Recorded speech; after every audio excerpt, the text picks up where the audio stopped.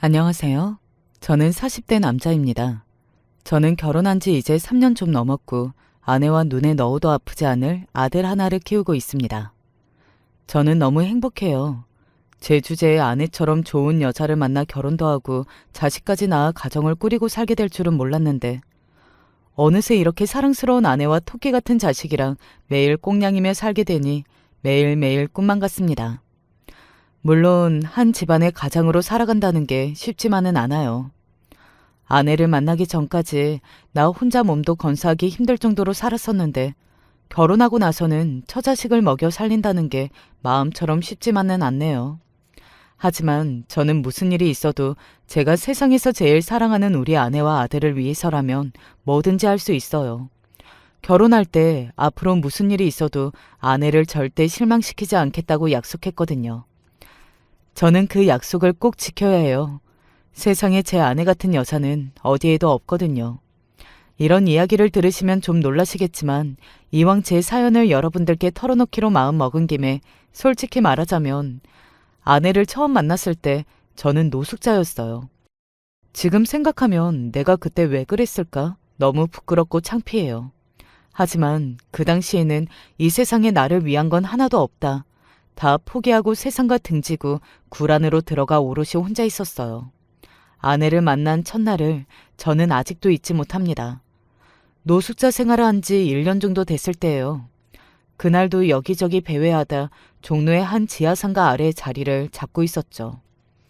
그때가 한겨울이었는데 전날 눈이 와서 바닥에 얼어 있었습니다.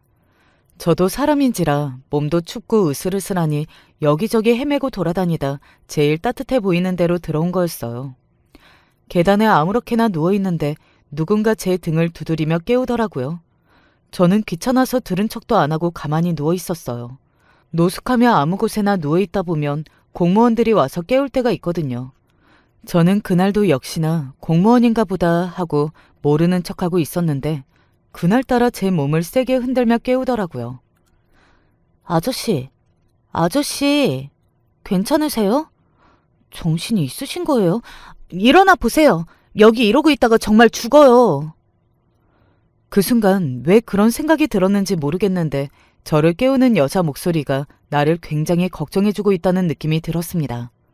저는 여자의 다급한 목소리에 할 수 없이 고개를 들었어요. 아, 시끄럽게 왜 그렇게 깨워요? 나 안 죽어요. 귀찮게 하지 말라고 얘기하고 다시 누울 작정이었는데 여자는 포기하지 않고 계속 저를 깨웠습니다. 아, 다행이다. 너무 안 움직이셔서 정말 죽은 줄로만 알았어요. 오늘 날씨가 너무 추워요. 여기서 이러고 있지 말고 잠깐 우리 가게로 들어오세요. 제가 따뜻한 차 한 잔 드릴게요. 됐어요. 나한테 아가씨가 차를 왜 줘요? 나 그런 거 필요 없어요. 저리 가요. 그때 제 심리 상태가 워낙 불안정하고 좋지 않을 때였어요. 세상이 다 싫고 인간이라면 상종하기도 싫었죠. 저는 다 귀찮아서 필요 없다고 여자를 밀어냈습니다. 그런데 그때 그 여자가 말도 안 되는 행동을 했어요. 나를 언제 봤다고 내가 무섭지도 않은지 덥석 제 손을 잡더라고요. 아저씨 귀찮게 안 해요. 아저씨가 여기 이렇게 누워있다가 잘못되기라도 하면 내가 죄책감에 못 살 것 같아서 그러는 거예요. 그러니까 제발 잠깐이라도 몸 좀 녹여요. 지금 생각하면 무슨 여자가 그렇게 겁이 없나 싶어요. 나 같으면 한번 거절했을 때 뭐야? 싶어서 죽든지 말든지 신경도 안 썼을 것 같은데 지금은 저의 아내가 된 그날의 그 여자는 정말 용감하고 좋은 사람이었습니다. 저는 더 거절하지 못하고 아내의 말대로 가게 안으로 들어갔어요. 아내는 지하상가에서 한복 가게를 운영하고 있었습니다. 매일 아침 일찍 가게 문을 열다 보니 저를 자주 봤대요. 젊은 아저씨가 무슨 사연이 있어서 저렇게 됐을까? 신경이 쓰여서 지켜봤답니다. 오늘은 아무리 생각해도 너무 춥잖아요. 이거 우리 엄마가 끓인 우엉차인데 한잔 하세요. 몸이 저절로 녹을 거예요. 아내는 차 한 잔 먹으러 가게에 들어오라더니 어느새 과일이랑 컵라면까지 챙겨줬어요. 기억이 정확하진 않지만 그때 아마 제가 2, 3일은 굶었을 때일 거예요. 그러니 염치도 없이 아내가 준 음식을 다 받아 먹었습니다. 말 그대로 숨도 안 쉬고 허겁지겁 먹었어요. 다 먹고 나니 정신이 들어서 내가 왜 이 가게에 들어와 있나? 곧 손님이 올 수도 있는데 괜히 민폐를 끼칠 것 같아 서둘러 나오려고 했습니다. 그런데 그때 아내가 그러더라고요. 심심할 때 언제든 놀러 오세요. 우리 가게가 원래 지하상가 사랑방 같은 데거든요. 배고플 때나 추울 때도 아니고 심심할 때 가게에 놀러 오라니. 저는 처음엔 잘못 들은 줄 알았습니다. 그리고 이 여자가 참 겁도 없는 여자다 싶었죠. 하지만 저는 아내와 안면을 뜨고 나니 그 이후에는 더 그곳으로 다시 갈 수가 없었어요. 사람이 싫고 사람과 아예 연을 끊고 살려고 노숙을 하기 시작한 건데 또 누군가에게 의지하고 기대는 건 양심상 제가 허락할 수 없었거든요. 세상에 바라는 거 없이 베풀기만 하는 사람은 없으니까요. 그런데 얼마 뒤 저는 아내를 또 만났습니다. 제가 제 입으로 아내가 있는 지하상가로는 절대 안 가겠다고 해놓고서는 저도 모르게 아내가 한 번 더 보고 싶은 마음에 슬쩍 가서 계단에 앉아 있었어요. 그런데 출근하던 아내가 바로 저를 알아보고는 활짝 웃으며 반가운 얼굴로 다가오더라고요. 어머, 너무 오랜만이에요. 왜 그동안 안 오셨어요? 저는 안 보이시길래 어디로 가셨나 궁금했었어요. 제가 한복 사러 온 손님도 아닌데 뭘 이렇게 반가워하나 싶으면서도 누군가가 나를 이렇게 웃으며 반겨준 게 몇 년 만인가 싶어 기분이 좋았습니다. 그렇다고 저도 만나서 기분 좋다는 티를 낼 수는 없으니 그냥 꾸벅 고개만 숙이고 눈도 마주치질 못했어요. 괜히 쑥스러워서요. 그런데 아내가 또 가게에 가서 차나 마시자고 하더라고요. 안 그래도 드릴 말씀이 있었는데 만나서 다행이네요. 제가 김밥을 좀 많이 샀는데 같이 나눠 드실래요? 나랑 할 이야기가 뭐가 있다고 뜬금없이 나한테 할 이야기가 있다는 건가 싶어 저는 또 궁금하더라고요. 사실 제가 워낙 의심이 많아요. 사람을 믿지 않습니다. 저는 아내를 따라서 가게 안으로 들어가면서도 이 여자가 혹시 사이비는 아닐까? 혹은 장기 밀매에다가 나를 팔려는 건 아니겠지? 하는 생각까지 했습니다. 그런데 아내가 한 말은 의외였어요. 아내가 다니는 성당에 저 같은 사람들이 지낼 수 있는 쉼터가 있답니다. 저더러 갈 곳이 없으면 먹고 자고도 해주고 제가 원한다면 일도 할 수 있게 도와주는 곳이니 성당에 저를 소개해주겠다고요. 아내는 혹시나 제가 기분이 상할까 조심스럽게 이야기했어요. 저도 상대방이 말하는 말투랑 표정을 보면 알잖아요. 아내가 제 생각을 해서 이야기한 거라는 걸 저는 마음으로는 분명히 알고 있었습니다. 그런데 이미 자존심이고 무너진 저로서는 아내의 이야기가 좋게 들리지 않더군요. 지금 생각하면 바보 같아요. 내가 갈 곳이 없어서 이러고 사는 줄 알아요? 나 거지 아니에요. 내 일은 내가 알아서 하니까 신경 꺼요. 거지 맞으면서 꼴에 또 거지가 아니라고 소리까지 질렀습니다. 제가 자리에서 벌떡 일어나 소리를 지르니 아내도 놀라서 어쩔 줄 몰라 하더군요. 제 기분을 상하게 하려고 한 게 아니라 도움을 주고 싶어서 한 이야기라고요. 저는 못난 놈이에요. 그때는 정신이 반쯤 나가서 앞에 있는 사람이 무슨 말을 하는지 알지도 못하고 그렇게 바보처럼 굴었죠. 제 모습에 놀란 아내는 애써 저를 진정시키며 앉으라고 했어요. 그러고는 자신이 말한 성당에 관해 천천히 설명해 줬습니다. 그런데 아내의 말이 놀라웠어요. 본인도 어릴 때 부모님을 잃고 친척들 집을 전전하다가 결국은 19살 때 쫓겨나다시피 집을 나와 갈 곳이 없었대요. 찜질방에서 먹고 자며 일하다가 지금 다니는 성당 분을 만나게 돼서 본인도 새 삶을 찾았답니다. 저도 성당에서 도움받아서 한복 기술도 배우고 그걸로 지금까지 먹고 살고 있어요. 아저씨 나이도 젊어 보이시는데 꼭 옛날 제 생각이 나서 저는 말씀드린 거예요. 기분 나쁘셨다면 죄송해요. 정중하게 고개까지 숙이며 사과를 하는데 오히려 제가 더 너무 부끄럽더군요. 저는 그제야 내가 잘못했구나 싶었어요. 저는 애써 숨을 고르고 아니라고 소리 질러서 미안하다고 하고는 자리에서 일어났습니다. 그런데 아내는 끝까지 따라 나와서 성당 카탈로그를 챙겨주더라고요. 생각 있으면 주말에 오라고요. 그 카탈로그를 주머니에 넣고 몇 날 며칠을 고민했어요. 내가 여기에 가는 게 맞나? 내가 다시 예전으로 돌아갈 수가 있나 싶어서요. 그렇게 며칠이 몇 주가 되고 몇 주가 한 달이 됐습니다. 그러다가 서울에 폭설이 내린 날이 있었어요. 그맘때 제가 지하철역 안에서 자다가 발에 동상 걸렸어요. 너무 아파서 눈물이 핑 돌더군요. 저는 이대로 죽는구나 싶었습니다. 그렇게 그날도 그대로 몸을 웅크리고 자려고 했어요. 그런데 주머니 속에 푹 찔러 넣으니 아내가 준 카탈로그가 손에 닿더군요. 마침 신기하게도 그날이 일요일이었습니다. 몸도 아프고 마음도 약해져서일까요? 이대로 죽는 건 무섭더군요. 그래서 그 카탈로그에 적힌 성당으로 갔습니다. 지금도 가끔 그날 제가 성당에 가지 않았다면 어떻게 됐을까 생각하고는 합니다. 아마 그랬다면 저는 그날 그 지하철역 입구에서 죽었을 거예요. 그 성당에서 아내를 만나고 새로운 사람들을 만나 저는 말 그대로 새 사람이 됐습니다. 염치도 없이 처음엔 아내의 말을 온전히 믿지 않았습니다. 세상에 누가 아무런 대가 없이 사람을 도와줄까라고 생각했는데 그런 사람들이 있더라고요. 성당에는 저와 비슷한 노숙자들이 몇 있었어요.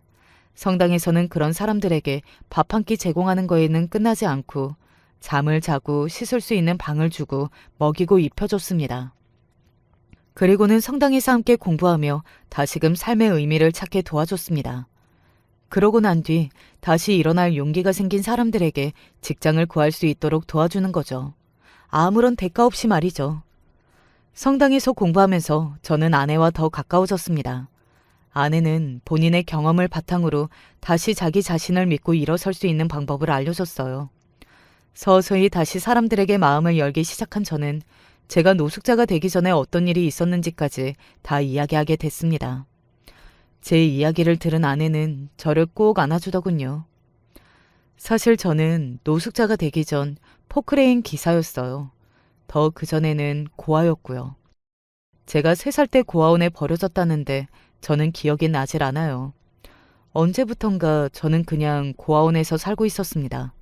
고아가 아닌 사람들은 부모 없이 고아원에 산다는 게 굉장히 불쌍한 거라고 생각하지만 그건 부모가 있는 애들이 만든 감정이에요. 처음부터 부모가 없었던 저는 부모가 없어서 외롭고 힘들다기보다 부모가 없는 나를 불쌍하게 여기는 사람들을 대하는 게 더 힘들었어요. 고기도 먹어본 놈이 잘 먹는다고 부모도 있어 봤어야 뭐가 외롭고 힘든지 알지. 저처럼 처음부터 부모가 뭔지도 모르고 주변에 다 저 같은 고아만 있는 고아원에서 자라다 보면 뭐가 불쌍하다는 건지 잘 모릅니다. 그냥 사람들의 시선이 부담스러운 거죠. 그래도 나름대로 잘 자랐어요. 제가 원래 인복이 좀 있는지 고아원 원장님이랑 선생님들도 다 좋은 분들이라 사랑을 많이 받고 자랐습니다. 제가 어릴 때부터 입술에 흉터가 있었어요. 아주 어릴 때라 왜 그랬는지 기억이 나질 않습니다. 지금은 성인이 돼서 많이 티가 안 나는데 어릴 때는 보기 흉할 정도로 상처가 깊었습니다. 나중에 고아원을 나올 때 원장님께 들었는데 그 상처 때문에 제가 입양이 안 된 거라고 하더라고요.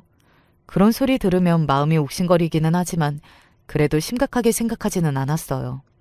제가 우울해하고 마음 써봤자 변하는 건 없으니 그냥 그랬구나 하고 넘기는 게 익숙했죠. 그렇게 성인이 돼서 고아원을 나온 저는 무작정 닥치는 대로 아르바이트를 해서 운전면허부터 땄어요. 제가 다른 재주가 없어요. 공부 머리도 없고 손재주도 없습니다. 그래서 운전이라도 하면 뭐라도 해서 먹고 살겠지 싶어 면허부터 땄습니다. 그래도 저도 하나는 재주가 있는지 운전을 좀 잘하더라고요. 학원에서도 말귀를 잘 알아듣고 감각이 있다고 다른 면허도 도전해보라고 하더라고요. 거기에 솔깃해서 저는 돈을 버는 족족 딸 수 있는 면허란 면허는 다 따버렸습니다. 운전면허, 오토바이 면허, 견인차, 대형차 등등 딸 수 있는 건 다 땄습니다. 그렇게 하다 보니 어쨌든 일자리는 많았어요. 돈을 제일 많이 버는 게 포크레인이라 그 기술로 거의 20년을 먹고 살았습니다. 그렇게 열심히만 살다 보면 탄탄대로일 줄 알았던 제 인생에 위기가 찾아왔습니다. 너무너무 믿었던 사람에게 뒤통수를 세게 맞았어요.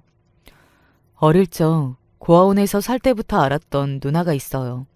저보다 1살 누나였는데 가족이라고는 고아원 식구들밖에 없었던 저에게는 그 누나가 유일한 가족이나 다름없었습니다.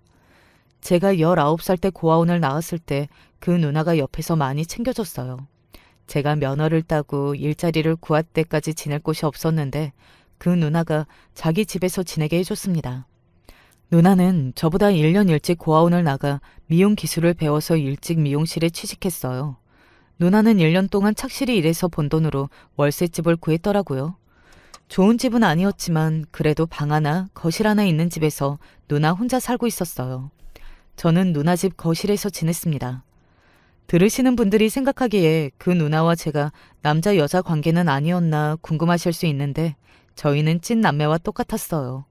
코올리게 시절부터 서로 볼 거 못 볼 거 다 보며 크다 보니 누나 동생하며 진짜 남매처럼 지냈죠.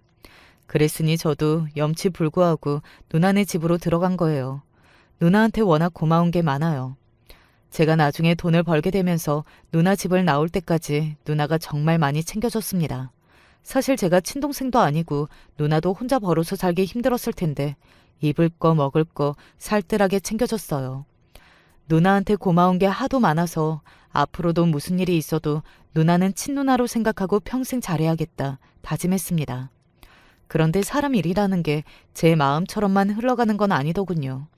지금 생각하면 사람이 변하는 게 아니라 상황이 사람을 모질게 만드는 것 같아요. 몇 년 후 저는 포크레인 기사로 자리를 잡고 집도 좀 넓혀서 이사 갔어요. 전세지만 그래도 매달 월세가 안 나간다는 게 마냥 좋기만 했습니다. 그런데 그 당시에 누나가 만나는 형이 있었어요. 둘이 만난 지 1년 정도 넘었는데 저와도 자주 만나 밥도 먹고 술도 먹고 했습니다. 그 형은 누나 동생이면 자기한테도 동생이라고 자신을 친형으로 생각하고 잘 지내자고 했어요. 제가 평생 가족이라고는 있어 본 적이 없었잖아요. 그러다 보니 형처럼 생각하라는 말이 저에게는 크게 마음에 다가왔습니다. 그렇게 저와 형, 누나는 몇 년 동안 명절이며 생일도 함께 챙기며 진짜 가족처럼 지냈어요. 제가 제일 좋아하는 누나의 남자친구다 보니 형을 100% 믿은 거죠. 그런데 제가 순진해도 너무 순진했습니다. 사람을 너무 믿었어요. 어느 날 그 형이 저에게 부탁을 하나 했어요. 누나와 결혼하고 싶은데 본인이 가진 게 너무 없어서 프로포즈를 못하겠다고요. 그 형이 카센터에서 직원으로 일했었는데 본인도 카센터를 하나 차리고 싶다고 하더라고요. 시내에 좋은 자리가 하나 나기는 했는데 내가 가진 돈에서 5천이 딱 부족하네. 어디서 대출이라도 받아야 하나. 형이 벌써 주변에 자리를 알아봤는데 마침 좋은 자리가 있대요.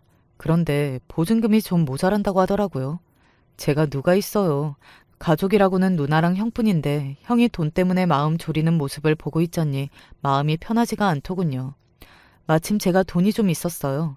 전세 만기가 얼마 안 남아서 이사하려고 모아둔 돈이 있었는데 주인 할머니께서 그냥 같은 가격으로 조금 더 살다가 나가라고 하셔서 그대로 재계약을 했거든요. 제가 어디 돈 쓸 데가 있는 것도 아니고 수중에 돈이 있는데 힘들다는 형의 말을 그냥 지나칠 수가 없었죠. 그래서 가게 차리는데 부족한 돈을 제가 빌려주겠다고 했습니다. 아이고, 내가 네 돈을 어떻게 받아? 괜찮아. 형이 알아서 할게. 아니야, 형. 우리가 남도 아니고 내가 돈이 있는데 왜 괜히 형이 은행에 돈을 빌리고 이자를 내. 나 급한 일 없으니까 천천히 갚아. 고마워, 내 동생. 형이 이 돈으로 가게 차려서 돈 많이 벌어올게. 그래서 우리 여보랑 내 동생 호강시켜줄 거야. 형은 저에게 너무 고마워했어요. 무슨 일이 있어도 열심히 해서 돈을 갚겠다고 했죠. 사실 그때까지만 해도 저는 그 돈을 안 받아도 상관없다고 생각했습니다. 우리 사이가 돈 가지고 네 돈 내 돈 할 사이가 아니라고 생각했거든요. 그런데 며칠 뒤 생각지도 못한 일이 벌어졌습니다. 현장에 나가서 일하고 있는데 갑자기 응급실에서 전화가 왔어요. 누나가 쓰러져서 응급실에 실려왔다고 하더라고요. 저는 놀라서 일을 하다 말고 바로 병원으로 달려갔습니다. 그리고 바로 형에게 연락했어요. 그런데 형이 계속 전화를 안 받더군요. 저는 가게 준비로 바빠서 전화를 못 받나 싶어 우선 제가 먼저 응급실에 달려갔습니다. 의사 말로는 일시적인 쇼크 같다고 조금 지켜보자고 했어요. 뭔가 충격받은 일이 있는 것 같다고요. 저는 이게 갑자기 무슨 일인가 싶어 마음을 졸이며 누나가 깨어나길 기다렸습니다. 그러면서 연신 형에게 전화를 했는데 형은 늦은 시간까지 연락이 되질 않았어요. 이 형이 뭐 하길래 이렇게 전화를 안 받는 거야? 누나, 괜찮아? 도대체 이게 무슨 일이야? 늦은 밤이 되어서야 누나가 정신을 차리고 눈을 떴어요. 그런데 눈을 뜨자마자 누나가 하는 말이 기가 막혔습니다. 준서야, 어떡해? 누나 어떡해? 누나는 정신을 차리고도 뭐가 그렇게 혼란스러운지 눈물이 범벅이 돼서 울었어요. 저는 도대체 무슨 일이냐고 나한테 말해보라고 설득했습니다. 그런데 누나가 울먹이면서 하는 말이 황당했어요. 그 인간이 또 사고 쳤어. 다시는 안 그런다고 그렇게 약속을 해놓고 또 도박에 손을 댔다고. 저는 누나의 말에 놀라 눈이 휘둥그레졌습니다. 부끄러운 이야기지만 저는 처음 듣는 말이었어요. 형이 도박에 손을 대고 있었다는 건 전혀 모르고 있었거든요. 이야기를 들어보니 상황이 심각했습니다. 형이 도박에 빠져 돈을 날린 게 한두 번 있는 일이 아니었답니다.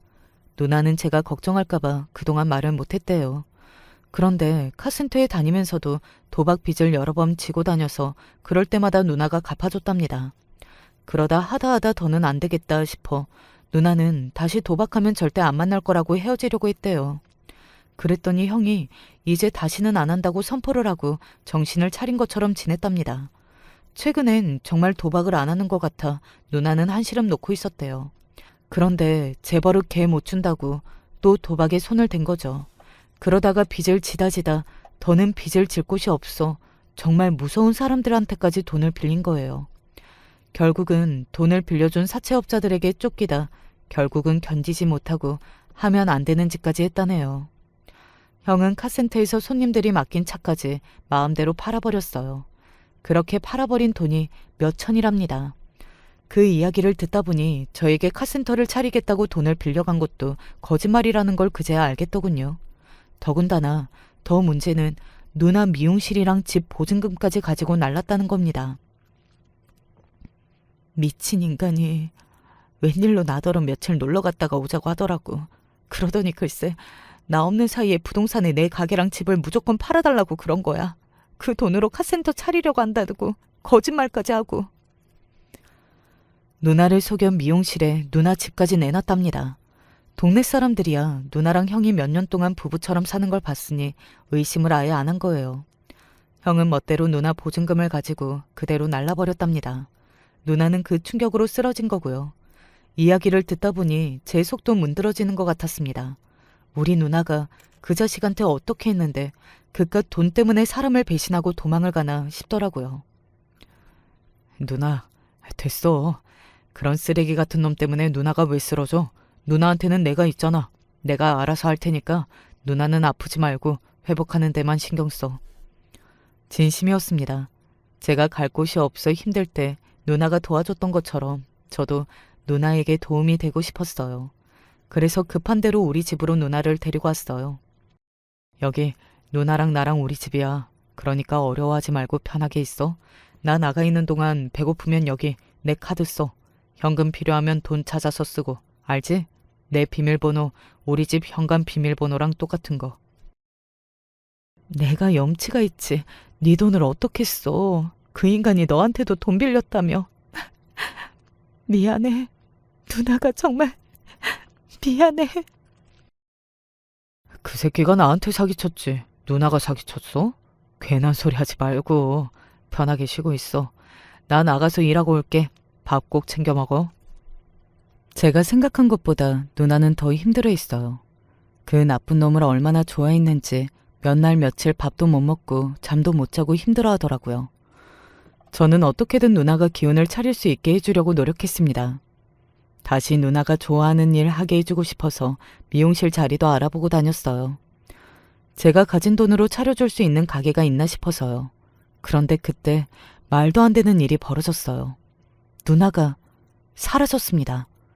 연락도 안 되고 며칠 동안 집에도 안 들어왔어요. 처음 누나가 사라진 걸 알았을 때 저는 혹시나 누나가 스스로 목숨을 버린 건 아닌가 걱정돼서 바로 경찰에 신고했습니다. 그런데 경찰에서는 심각하게 생각을 안 하더라고요. 더군다나 저와 누나가 친남매가 아니다 보니 실종 신고조차 할 수가 없었어요. 저는 누나가 걱정돼서 백방으로 누나를 찾아다녔습니다. 그러던 중 말도 안 되는 일이 벌어진 거예요. 제가 대출 이자를 내지 않았다는 메시지가 연속해서 들어왔어요. 제가 가진 카드와 보험 회사에서 대출을 받았다며 이자를 내라고 하더라고요. 저는 너무 황당해서 바로 연락을 했습니다. 저는 대출을 받은 적이 없다고요.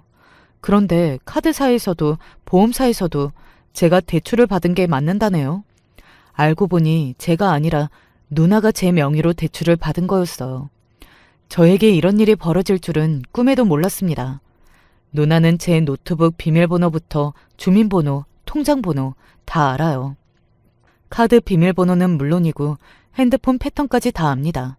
함께 살면서 제 통장이 어디 있는지, 지갑이 어디 있는지 다 알았으니까요. 누나는 제가 자고 있을 때 제 핸드폰과 노트북을 가지고 카드사와 보험사에서 대출을 받은 거예요. 그러고는 그대로 사라진 겁니다. 저는 그 사실을 알고 난 뒤 하루를 꼬박 일도 나가지 않고 혼자 방에 처박혀 있었어요. 도무지 이 현실을 믿을 수가 없어서요. 누나가 그럴 리 없어. 분명 그 나쁜 새끼한테 협박받은 걸 거야. 그놈이 시켜서 어쩔 수 없이 한 걸 거야. 저는 누나가 나를 속였을 리 없다고 확신하고 그 길로 경찰서에 가서 제가 당한 일을 이야기했어요. 그런데 경찰이 몇 가지 조사를 하더니만 누나가 아무래도 그 나쁜 새끼와 짜고 사기를 친 것 같다고 하네요. 저는 경찰에게 이야기를 듣고도 믿을 수가 없어서 그럴 리 없다고 분명 누나가 협박을 받은 걸 거라고 했어요. 그런데 그때 경찰이 하는 말이 쇼킹했습니다. 여기 이 영상에 찍힌 여자 그 누나라는 사람 맞죠? 이것 봐요. 그 남자가 직접 그쪽 집 앞에서 기다리다가 태워서 가잖아요. 저야 제가 대출을 받은 게 아니니 그 대출금을 갚을 수 없다고 억울해서 찾아간 거예요. 그런데 경찰서에서는 누나가 제 명의를 도용해 대출을 받았다는 증거는 아직 없어서 도와줄 수는 없지만 한 가지 제가 사는 빌라 앞 CCTV 영상에 찍힌 동영상이 있다며 보여줬어요. 누나가 없어진 당일 낮에 그 나쁜 새끼가 우리 집 앞에 차를 세우고 담배를 피우고 있는 모습이 그대로 찍혔고 잠시 후 누나가 짐을 챙겨 나와서 그 새끼의 차에 올라타는 모습이 고스란히 찍혔더라고요. 분명 그 나쁜 새끼랑 연락이 두절됐다고 하더니만 누나는 그 새끼랑 만나서 사라진 거였어요. 저는 그 모습을 확인하자마자 그대로 바닥에 주저앉았습니다. 눈으로 똑똑히 보고도 도저히 믿을 수가 없어서요. 그쪽이 명의 도용당한 거라고 주장하시니까 수사는 하는데요. 모바일로 대출을 받을 때 서류도 다 철저하게 제출한 상황이라 증거가 없어요. 힘들어도 이 여자를 잡아서 자백하게 하는 게 제일 좋은 방법이에요. 경찰도 내 사연이 안쓰러웠는지 어떻게든 도와줄 수 있는 방법을 찾아 이야기했지만 제 귀에는 하나도 들리지 않았습니다. 30년 넘게 믿었던 누나에게 사기를 당하고 이대로 버려졌다는 게 너무나 충격적이었거든요. 저는 그날부터 폐인처럼 집에만 콕 틀어박혀 있었어요. 일터에서 계속 전화가 왔지만 받지 않았습니다. 그 누구도 만나고 싶지 않고 아무것도 하기 싫었거든요. 하지만 세상은 저를 가만히 두지 않았습니다. 카드사와 보험사에서 연신 연락이 왔어요.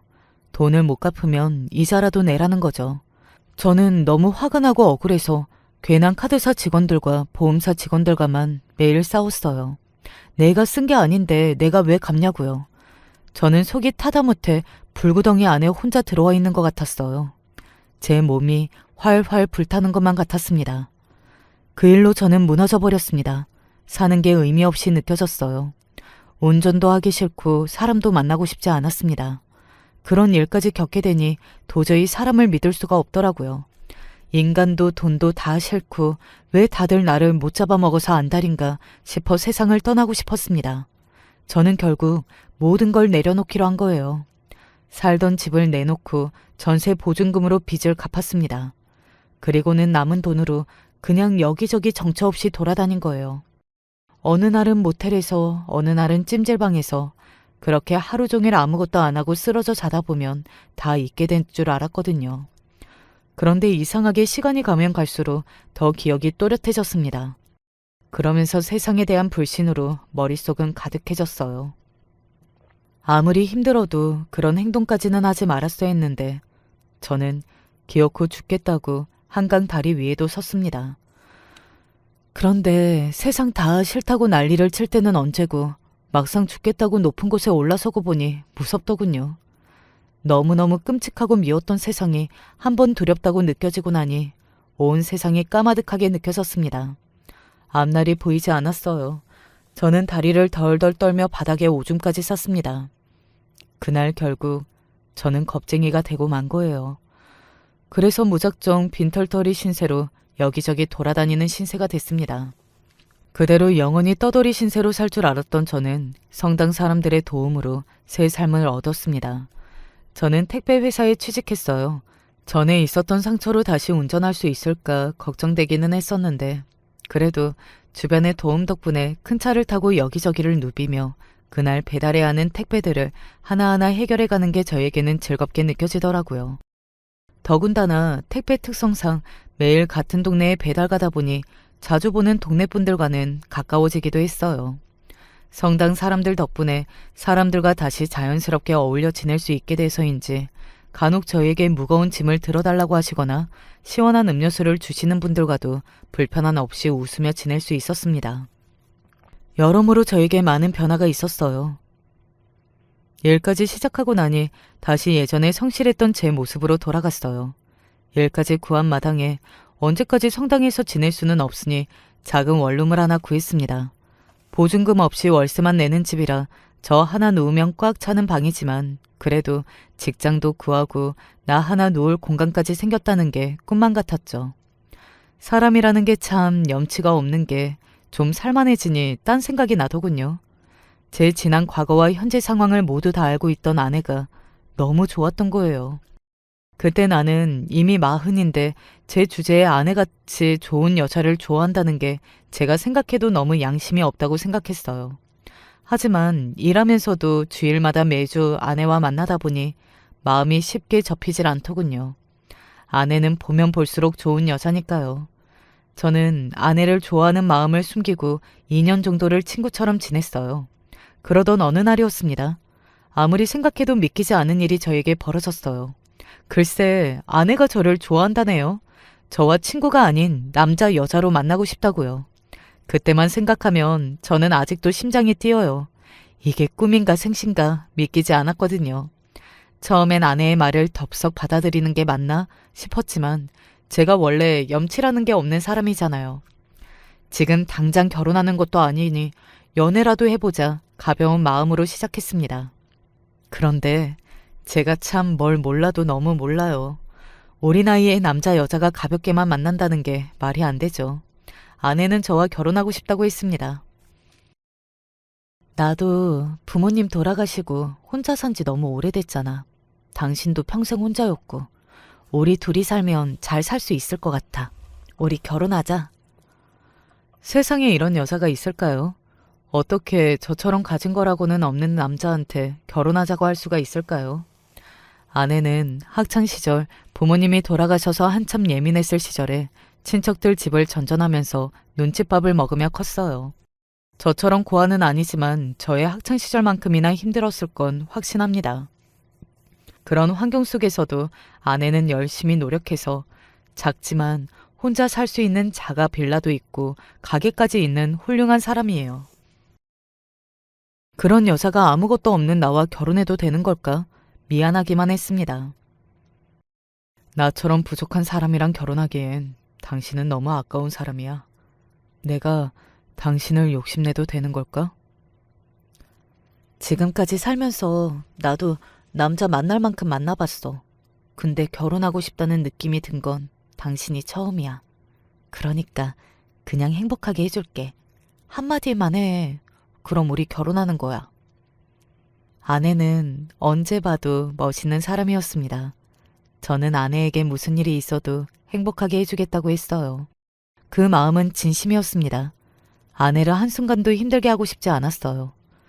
그렇게 부부가 된 저와 아내는 행복했습니다. 가진 건 많지 않았지만 작은 집에서도 서로를 아끼며 열심히 살았어요. 아내는 한복집을, 저는 택배 일을 쉬지 않고 해서 돈을 모아 아내가 살던 집에서 조금 더 큰 집으로 이사도 했습니다. 그때만 생각하면 아직도 웃음이 나요. 정말 행복했거든요. 저는 아내와 사는 지금이 제 인생의 가장 큰 행복이라고 생각하며 살았어요. 그런데 더 큰 행복이 있더군요. 바로 자식입니다. 저도 아내도 둘 다 40이 넘어한 결혼이라 자식은 꿈도 안 꿨는데 저와 아내가 인연은 인연인 건지 결혼한 지 반년 만에 아이가 생겼어요.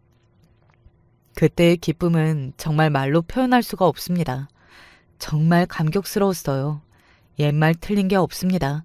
자식은 정말 눈에 넣어도 아프지 않더군요.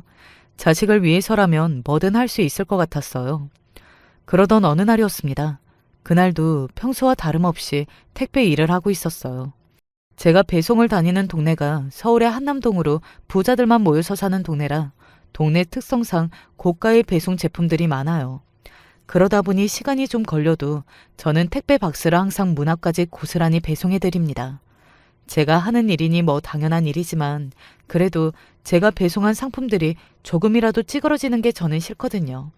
남들이 알아줬으면 해서 하는 행동은 아니지만 그래도 간혹 마주치는 동네 분들이 제가 배송하는 모습을 보고 고마워해 주시는 분들도 있어요.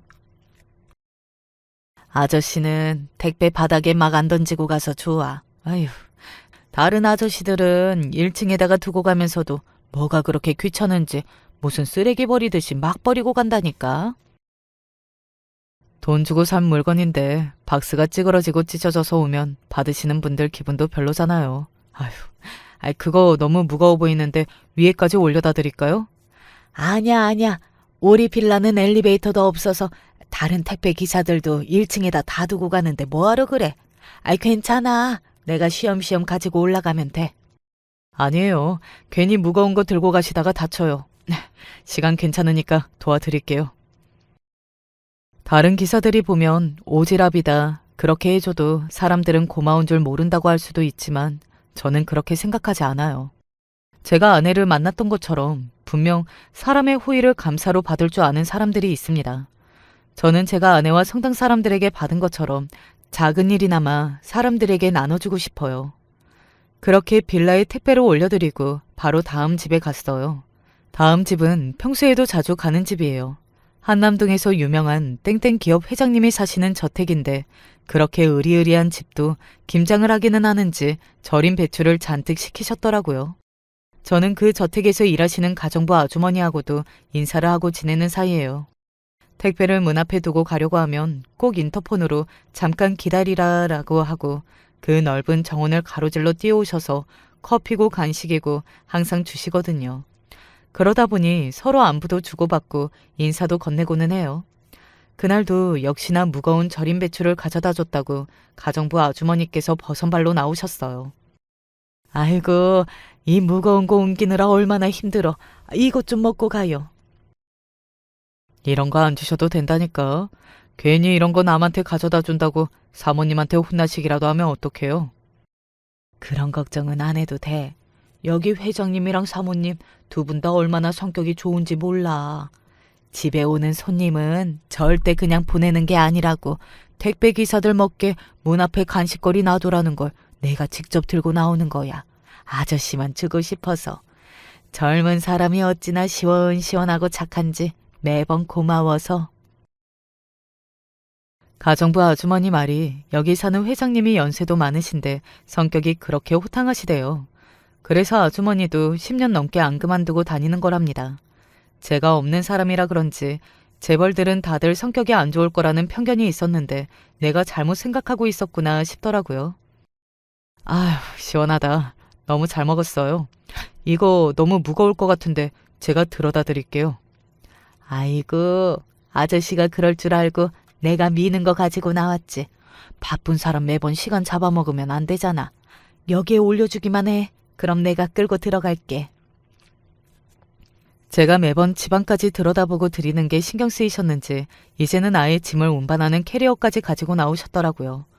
저는 이게 뭐 힘드냐고 하면서 절인 배추 박스를 하나하나 캐리어에 올렸습니다.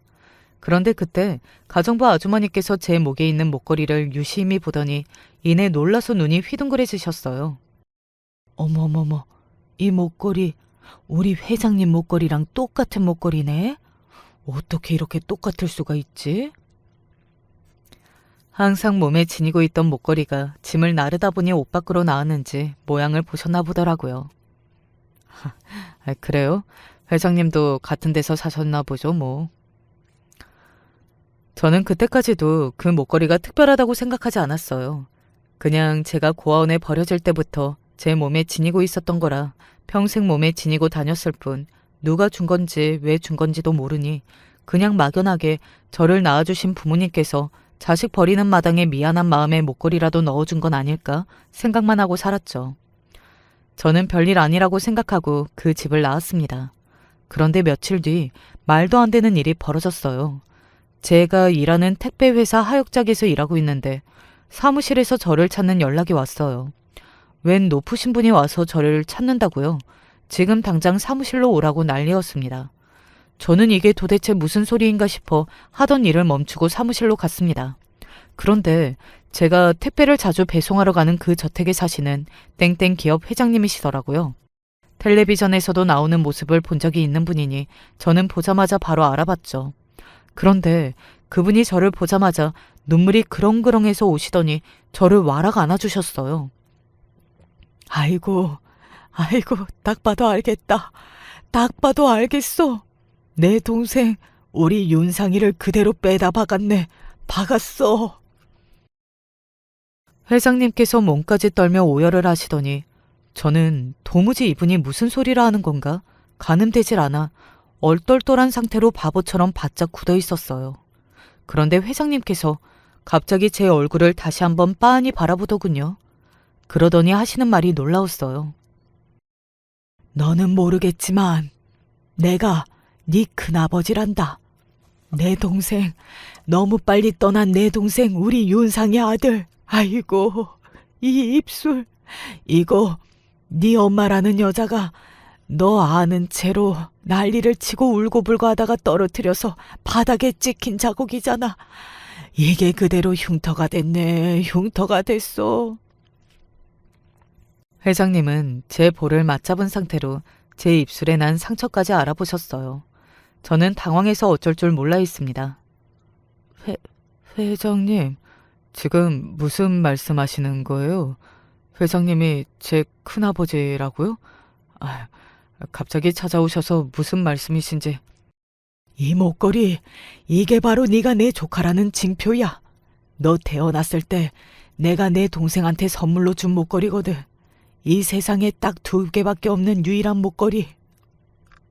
그때였습니다. 제가 혼란스러워하자 회장님께서 자신의 목에 걸린 목걸이를 꺼내서 제게 보여줬어요.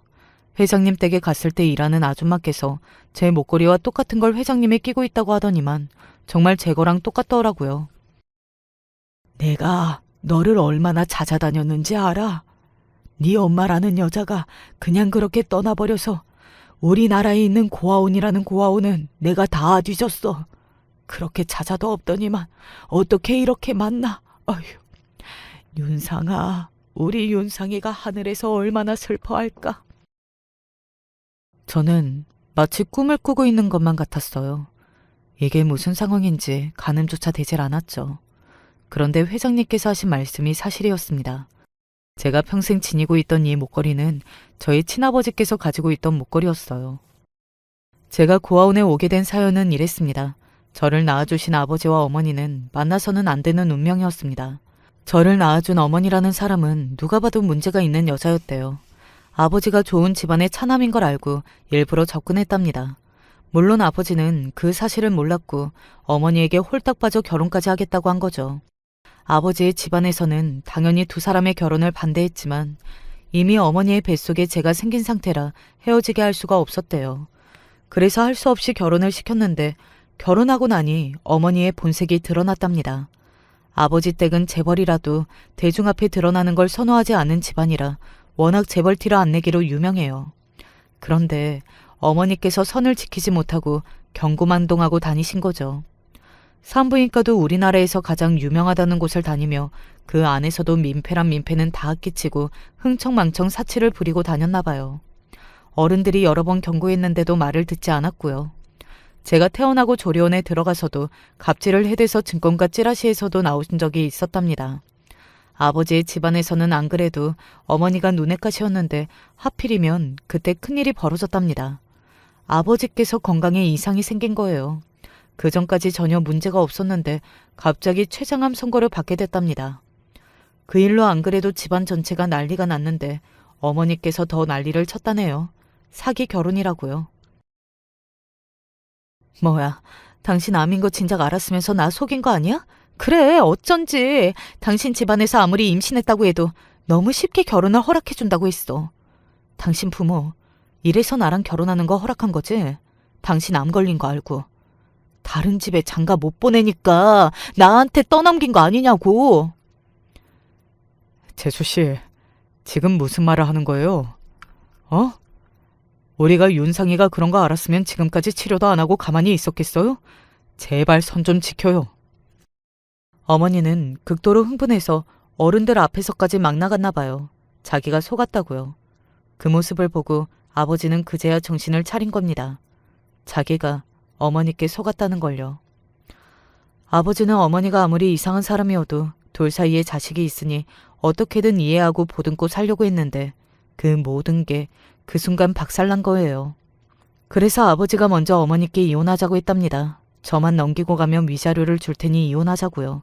그런데 그때부터 상황은 걷잡을 수 없이 나빠졌대요. 어머니가 이혼하지 않겠다고 우긴 겁니다. 내가 바보야? 이제 와서 이혼을 왜 해? 당신 죽으면 보험비가 얼만데. 나 이혼 안 해. 못 해. 당신이 사람이야? 아파서 죽어가는 사람한테 꼭 그렇게 말을 해야겠어? 난 당신같이 무서운 여자랑은 하루도 못 살아. 이혼해. 어머니가 이혼 못하겠다고 우긴 겁니다. 지금 이혼해봐야 애만 뺏기고 위자료나 몇 푼 먹고 떨어져야 하는데 아버지가 죽으면 보험비가 몇십억이라고요. 저는 한 번도 본 적 없는 생물학적 어머니라지만 듣기만 해도 무서웠습니다. 세상에 뭐 그런 여자가 있나 싶었죠. 그런데 아무리 무서운 여자라도 재벌을 이길 수는 없었나 봅니다. 아버지의 집안에서는 어머니가 괘씸한 마음에 아주 작정하고 유명 로펌의 변호사들을 고용해 아버지와 어머니 이혼을 시켜버렸어요. 양육권도 아버지 쪽에서 갔고요. 어머니가 아버지에게 의도적으로 접근해서 재산을 날로 먹으려 했다는 증거를 몽땅 찾아 위자료를 한 푼도 주지 않고 내쫓아버렸답니다. 그런데 재판 결과 악심을 먹은 어머니가 끔찍한 일을 저질렀어요. 아버지께 복수하겠다고 저를 빼돌려 나와 고아원에 버려버린 겁니다. 세상에 이런 어머니가 어디 있나 싶지만 그게 아버지와 아버지의 집안의 가장 큰 복수라고 생각했던 것 같아요. 아버지와 식구들은 저를 고아원에 버린지도 모르고 저를 찾기 위해 백방으로 어머니를 찾았답니다. 어머니가 악심을 먹고 저를 데리고 도망갔다고 생각해서요. 그런데 10년 넘게 어머니를 찾지 못했대요. 그 사이에 아버지는 돌아가셨고요. 10년 만에 네 엄마라는 여자를 찾긴 찾았는데 뭐라고 살았는지 이미 경찰에 잡혀서 교도소에 있더라고. 내가 면회에 가서 너 어디에 있냐고 물었더니 그제야 고아원에 버렸다고 하더라. 어디 고아원인지는 죽어도 말은 안 하고. 어머니라고 부르고 싶지도 않은 여자가 여기저기 사고를 치고 다니다가 잡혀서 교도소에 있었대요. 거기다가 저를 버린 고아원을 끝까지 말을 안 했답니다. 사람을 놀리듯이요. 그래서 그때부터 큰아버지는 저를 찾아다니느라 대한민국 고아원이라는 고아원을 다 뒤졌대요. 제가 버려진 지 이미 10년이 지났으니 이름도 없는 갓난아기를 입술에 상처 하나 가지고 찾기란 쉽지 않았던 거죠. 40을 훌쩍 넘기고 나서야 저는 제가 누구인지 찾게 됐어요. 이 목걸이와 제 직업 덕분에 말이에요. 물론 저를 낳아주신 부모님은 제 곁에 없지만 그래도 저는 큰아버지를 찾게 됐습니다. 그날 이후 저에게는 많은 변화가 있었습니다. 저는 가족들과 큰아버지를 만나 지난 40년간 제가 어떻게 살아왔는지 다 말씀드렸어요. 사기를 당한 것부터 노숙 생활을 했던 것까지 다요. 그런 제가 큰아버지는 안쓰러웠는지 뭐든 해주시겠다고 하셨습니다. 그 사기꾼들도 다 잡아주겠다고 하셨어요. 거기다가 지금 하는 일이 힘들 테니 큰아버지 계열사에 택배 회사 하나를 맡겨주시겠다고도 했어요. 아이고, 제가 사업은커녕 직장 생활도 안 해본 놈인데 회사라뇨. 말도 안 돼요. 저는 지금이 좋아요. 남들이 들으면 바보 천치라고 하겠지만 진심이었습니다. 제가 뭘 한다고 사업을 하겠어요. 괜히 욕심부렸다가 큰아버지께 민폐만 되죠. 제가 한사코 거절하자 큰아버지는 답답하다면서 개인 택배를 할 수 있는 큰 트럭을 사주셨어요. 다 해주고 싶은데 네가 하도 거절하니까 이거라도 내가 꼭 해줘야겠다. 괜히 몸 상하게 회사에서 힘들게 일하지 말고 이 차로 쉬엄쉬엄 일해. 힘든 일 있으면 다 도와줄 테니까 어려워 말고 다 이야기하고. 큰아버지께서 차까지 안 받으면 아버지께 너무 면목이 없다고 하셔서 할 수 없이 받았어요.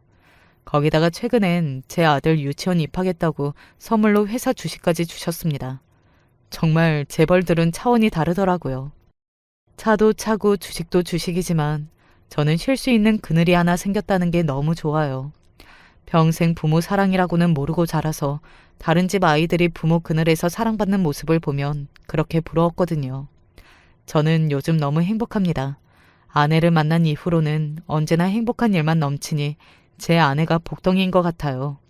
제 인생의 가장 큰 선물이고요. 앞으로도 지금처럼 행복하게 살라고 응원하는 댓글 많이 좀 달아주세요.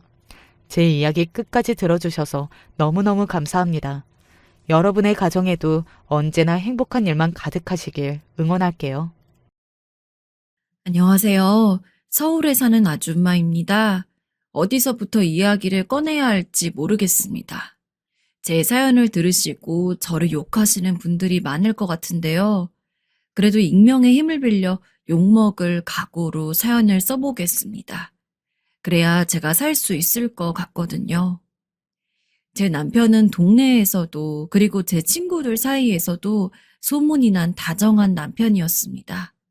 다른 남편들은 일하느라 바쁘고 집에 와도 뭐 회사 다니느라 피곤하다며 매일같이 누워있는 것과 달리 제 남편은 집에 오면 제가 아직 하지 못한 집안일도 도와주었고 쉬는 날이면 어떻게든 절 데리고 근처에 꽃이라도 보러 함께 가주는 그런 정성을 지닌 사람이었어요. 요즘 같은 세상에 제 남편과 같은 남자가 흔치 않다는 건 너무나 잘 알고 있었고 그렇기 때문에 저 역시 남편에게 좋은 아내가 되고자 매 순간 노력했다고 생각합니다. 남편은 현모양처 같은 여자를 좋아했고 덕분에 저는 집에서 요리를 하면서 남편을 위해 맛있는 음식을 해주려고 한식 요리사, 양식 요리사, 중식 요리사 자격증까지 다 땄어요. 그렇게라도 하는 게 저에게 잘 대해주는 남편을 위한 보답이라고 생각을 했습니다.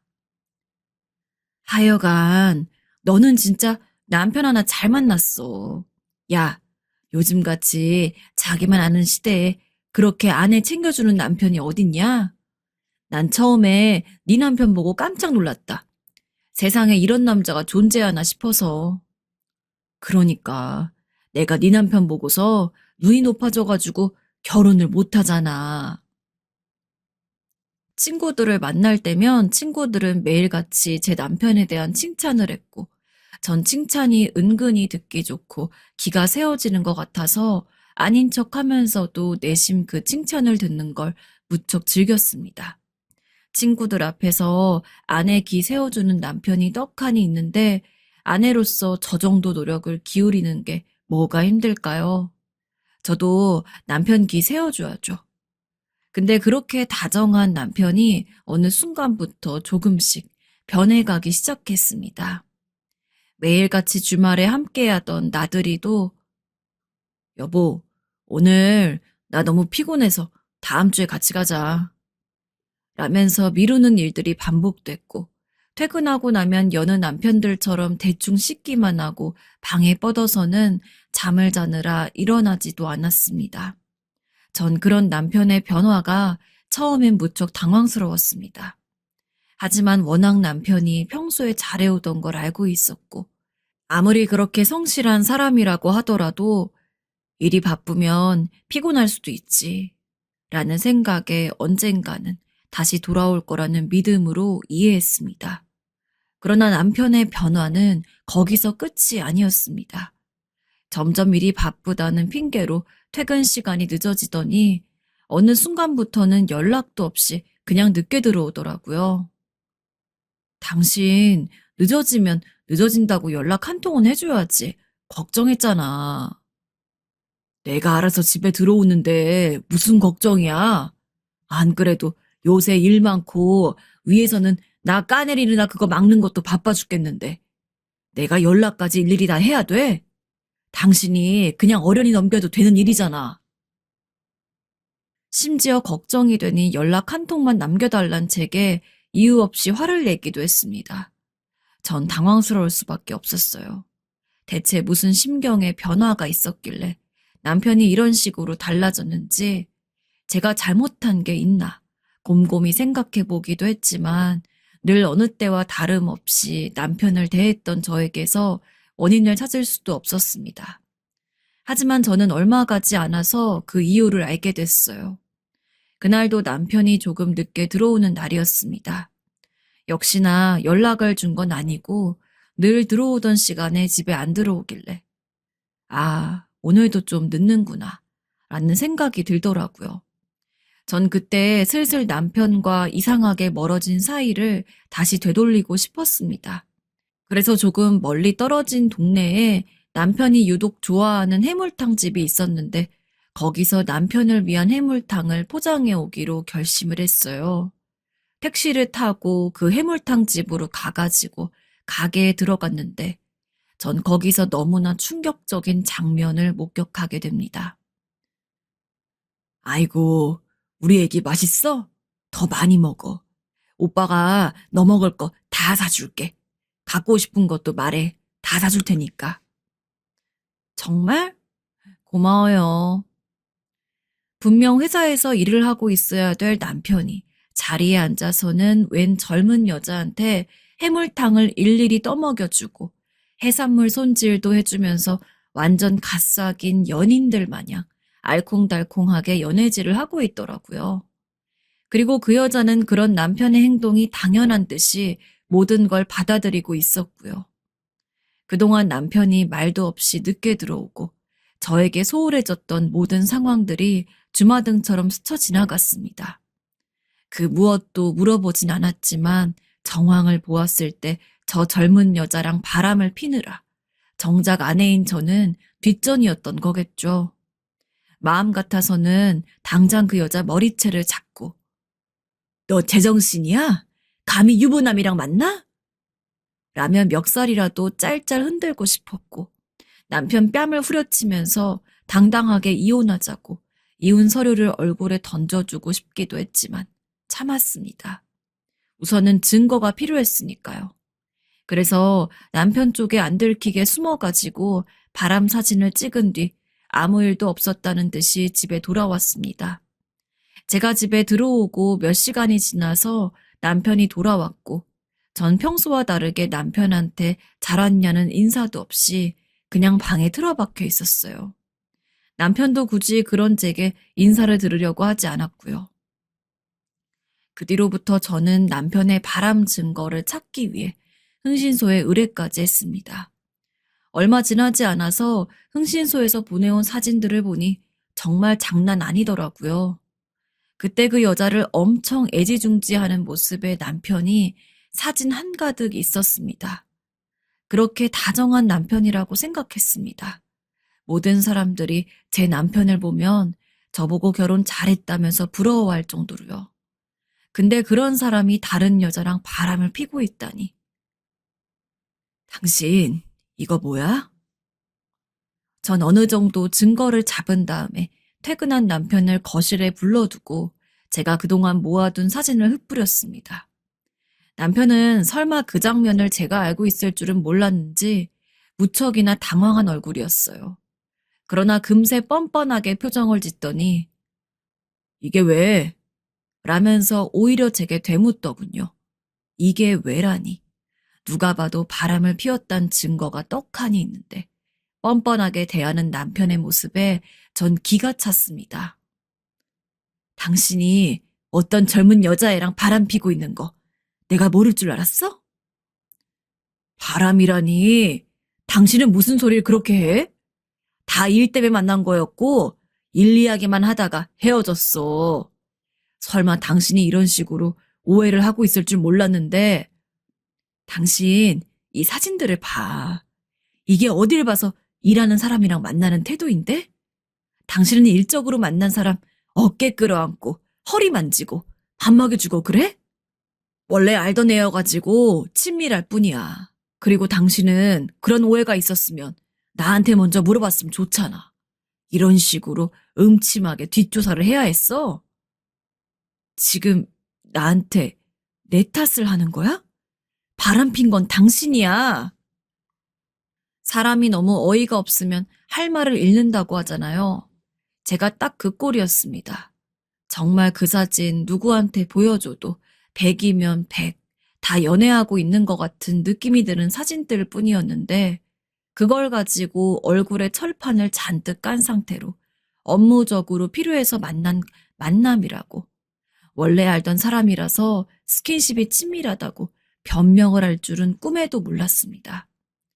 벽이랑 이야기하는 것 같은 느낌에 전 이 일을 더 남편에게 이야기해봤자 남편은 계속해서 바람을 핀 게 아니란 주장을 할 거란 게 빤히 보이더군요. 하지만 그렇다고 해서 이 일을 그냥 넘어갈 수도 없는 노릇이었습니다. 저는 이 우라통 터지는 마음을 참을 수가 없어서 가장 친한 친구에게만 이 이야기를 했습니다. 다른 친구들에게 이야기하기엔 솔직히 쪽팔렸어요. 그렇게 제 남편을 띄워주면서 저보고 결혼 잘했다고, 부럽다고 한 친구들한테 남편이 젊은 여자애랑 바람핀 이야기를 하자니 제 자존심이 상하는 느낌이었죠. 그러나 제 친한 친구는 제 편이 되어주고 뒤에서 다른 말을 할 사람이 아니었기에 믿을 수가 있었습니다. 네 남편이 다른 여자랑 바람을 폈다고? 그러면서 뭐 업무적으로 만난 거라고 뻥을 쳐? 야, 네 남편 미친 거 아니야? 그냥 아무것도 모르는 상태로 봐도 무조건 연애하는 것 같구만. 무슨 일적으로 만나느니 어쩌느니 하고 있어. 그거 100%다 핑계잖아. 너 얼른 이혼해라. 안 그래도 남편한테 이 사진들 다 보여주면서 왜 바람 폈냐고 추궁해봤어. 근데 오히려 나한테 이런 오해가 있었으면은 자기랑 이야기해서 풀지. 어떻게 이렇게 음침하게 뒷조사를 하냐고 뭐라 그러더라. 근데 내가 어떻게 거기서 이혼 얘기를 꺼내니? 어처구니가 없어서. 아, 나도 모르겠다. 친구 역시 남편의 가짜는 변명이 어이가 없다는 듯이 기가 찬 숨을 내뱉었습니다. 그러더니 무언가 생각났다는 듯이 제게 한 가지 방법을 이야기하더군요. 만약에 네가 어떤 상황에서든 남편이랑 이혼하기가 힘들면 그냥 너도 바람 펴. 눈에는 눈, 이에는 이라고 하잖아. 네 남편이 먼저 젊은 여자애랑 바람 폈는데 네가 못할 건 뭐야. 너도 어디 괜찮은 남자 하나 잡아가지고 맞바람 피고 네 남편이 밖에서 뭘 하든 신경 쓰지 마. 너 신경 쓰는 사람이 지는 문제다 이거. 그리고 혹시나 나중에 네 남편이 그거 가지고 뭐라고 하면 너도 그냥 일적으로 만났다 그래. 그러면 네 남편이 할 말이 있겠니? 아휴, 너 무슨 말을 하는 거야. 알잖아. 내가 어디서 남자를 만나니? 그리고 아줌마 다 됐는데 누가 나 같은 여자를 만나주겠어. 됐다. 됐어. 천박해. 야, 네 나이가 어때서? 그리고 네 남편이 널 두고 그런 짓을 했는데 분하지도 않아? 그건 그렇지만 아무래도 좀 그건 맞바람을 피는 방법은 생각조차 안 해봤는데 친구의 이야기를 들어보니 며칠간 자꾸 그 생각이 머릿속에 불쑥불쑥 스치더라고요. 여보, 나랑 얘기 좀 해. 아, 뭔 얘기? 이래야 되니까 나중에 해. 거기다가 제가 무슨 말을 붙이려 하면 무시하려는 남편. 그런 남편에게 너무 화도 났고 이렇게 제대로 된 대화가 통하지 않는 상황에서 저만 고통받는 것보단 차라리 남편한테 아예 신경을 끄고 저도 저 나름대로 즐길 거 즐기면서 사는 게 철저히 이득이란 생각이 들었습니다. 하지만 사실 살면서 그렇게 남자를 만나보지도 않았고 주변에 남자 사람 친구가 많은 것도 아니어서 막상 누구를 만나려고 해도 도대체 어떤 경로를 거쳐서 만나야 할지가 고민이 되더라고요. 근데 친구가 이미 제가 그런 생각을 하고 있다는 것을 알고 있던 것처럼 제게 방법을 소개해 주었습니다. 요새 어플 같은 거 정말 잘 되어 있거든? 물론 이상한 사람들도 많긴 한데 그래도 잘 골라서 만나면 네 남편보다 더 좋은 사람도 많을걸? 내가 마침 요새 좀 쓰는 어플이 있어. 그거 깔아줄 테니까 내가 하라는 대로 한번 해봐.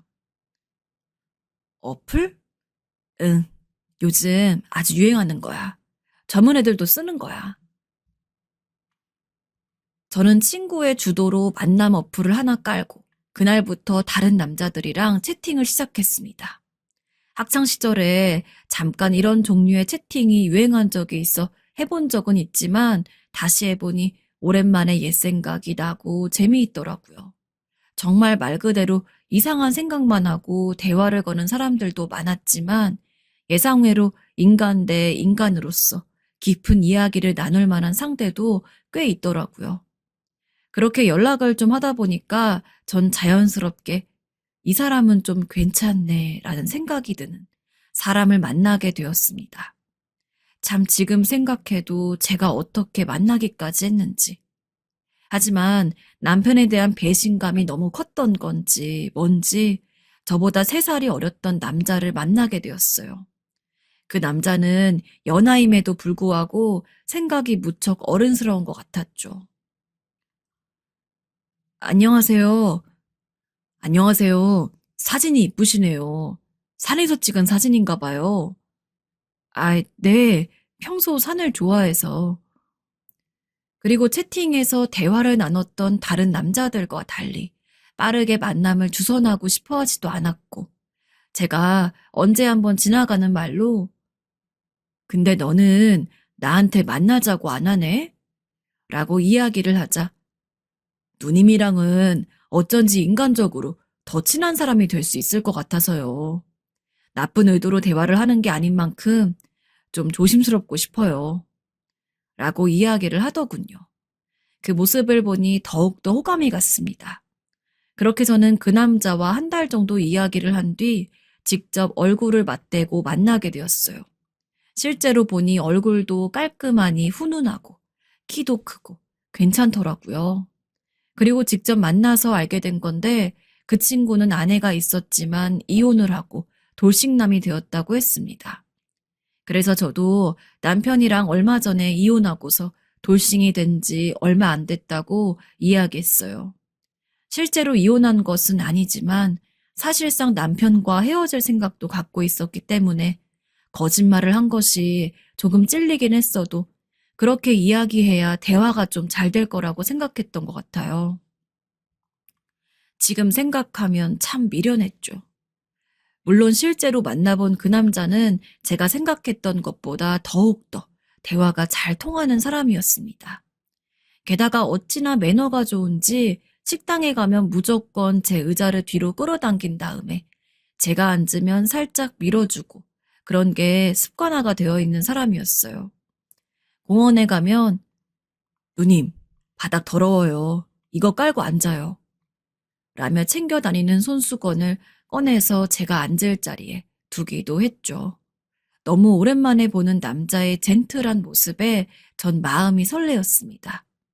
과거의 남편이었다면 지금 이 남자가 해주는 것만큼 다정한 모습을 제게 보였겠지만 남편은 이미 결혼 후 달라진 지 오래됐고 다른 여자랑 바람을 피고 있는 상황이었기에 그런 다정다감한 모습은 꿈도 꿀 수가 없었는데 그렇게 무심결에 설레이는 행동이 훅 치고 들어오니까 저도 모르게 가슴이 떨리더군요.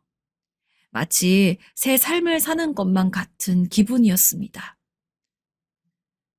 누님, 우리 또 만날래요? 그렇게 저는 남자와 적게는 주에 1번, 많게는 주에 3-4번씩 만남을 가졌습니다.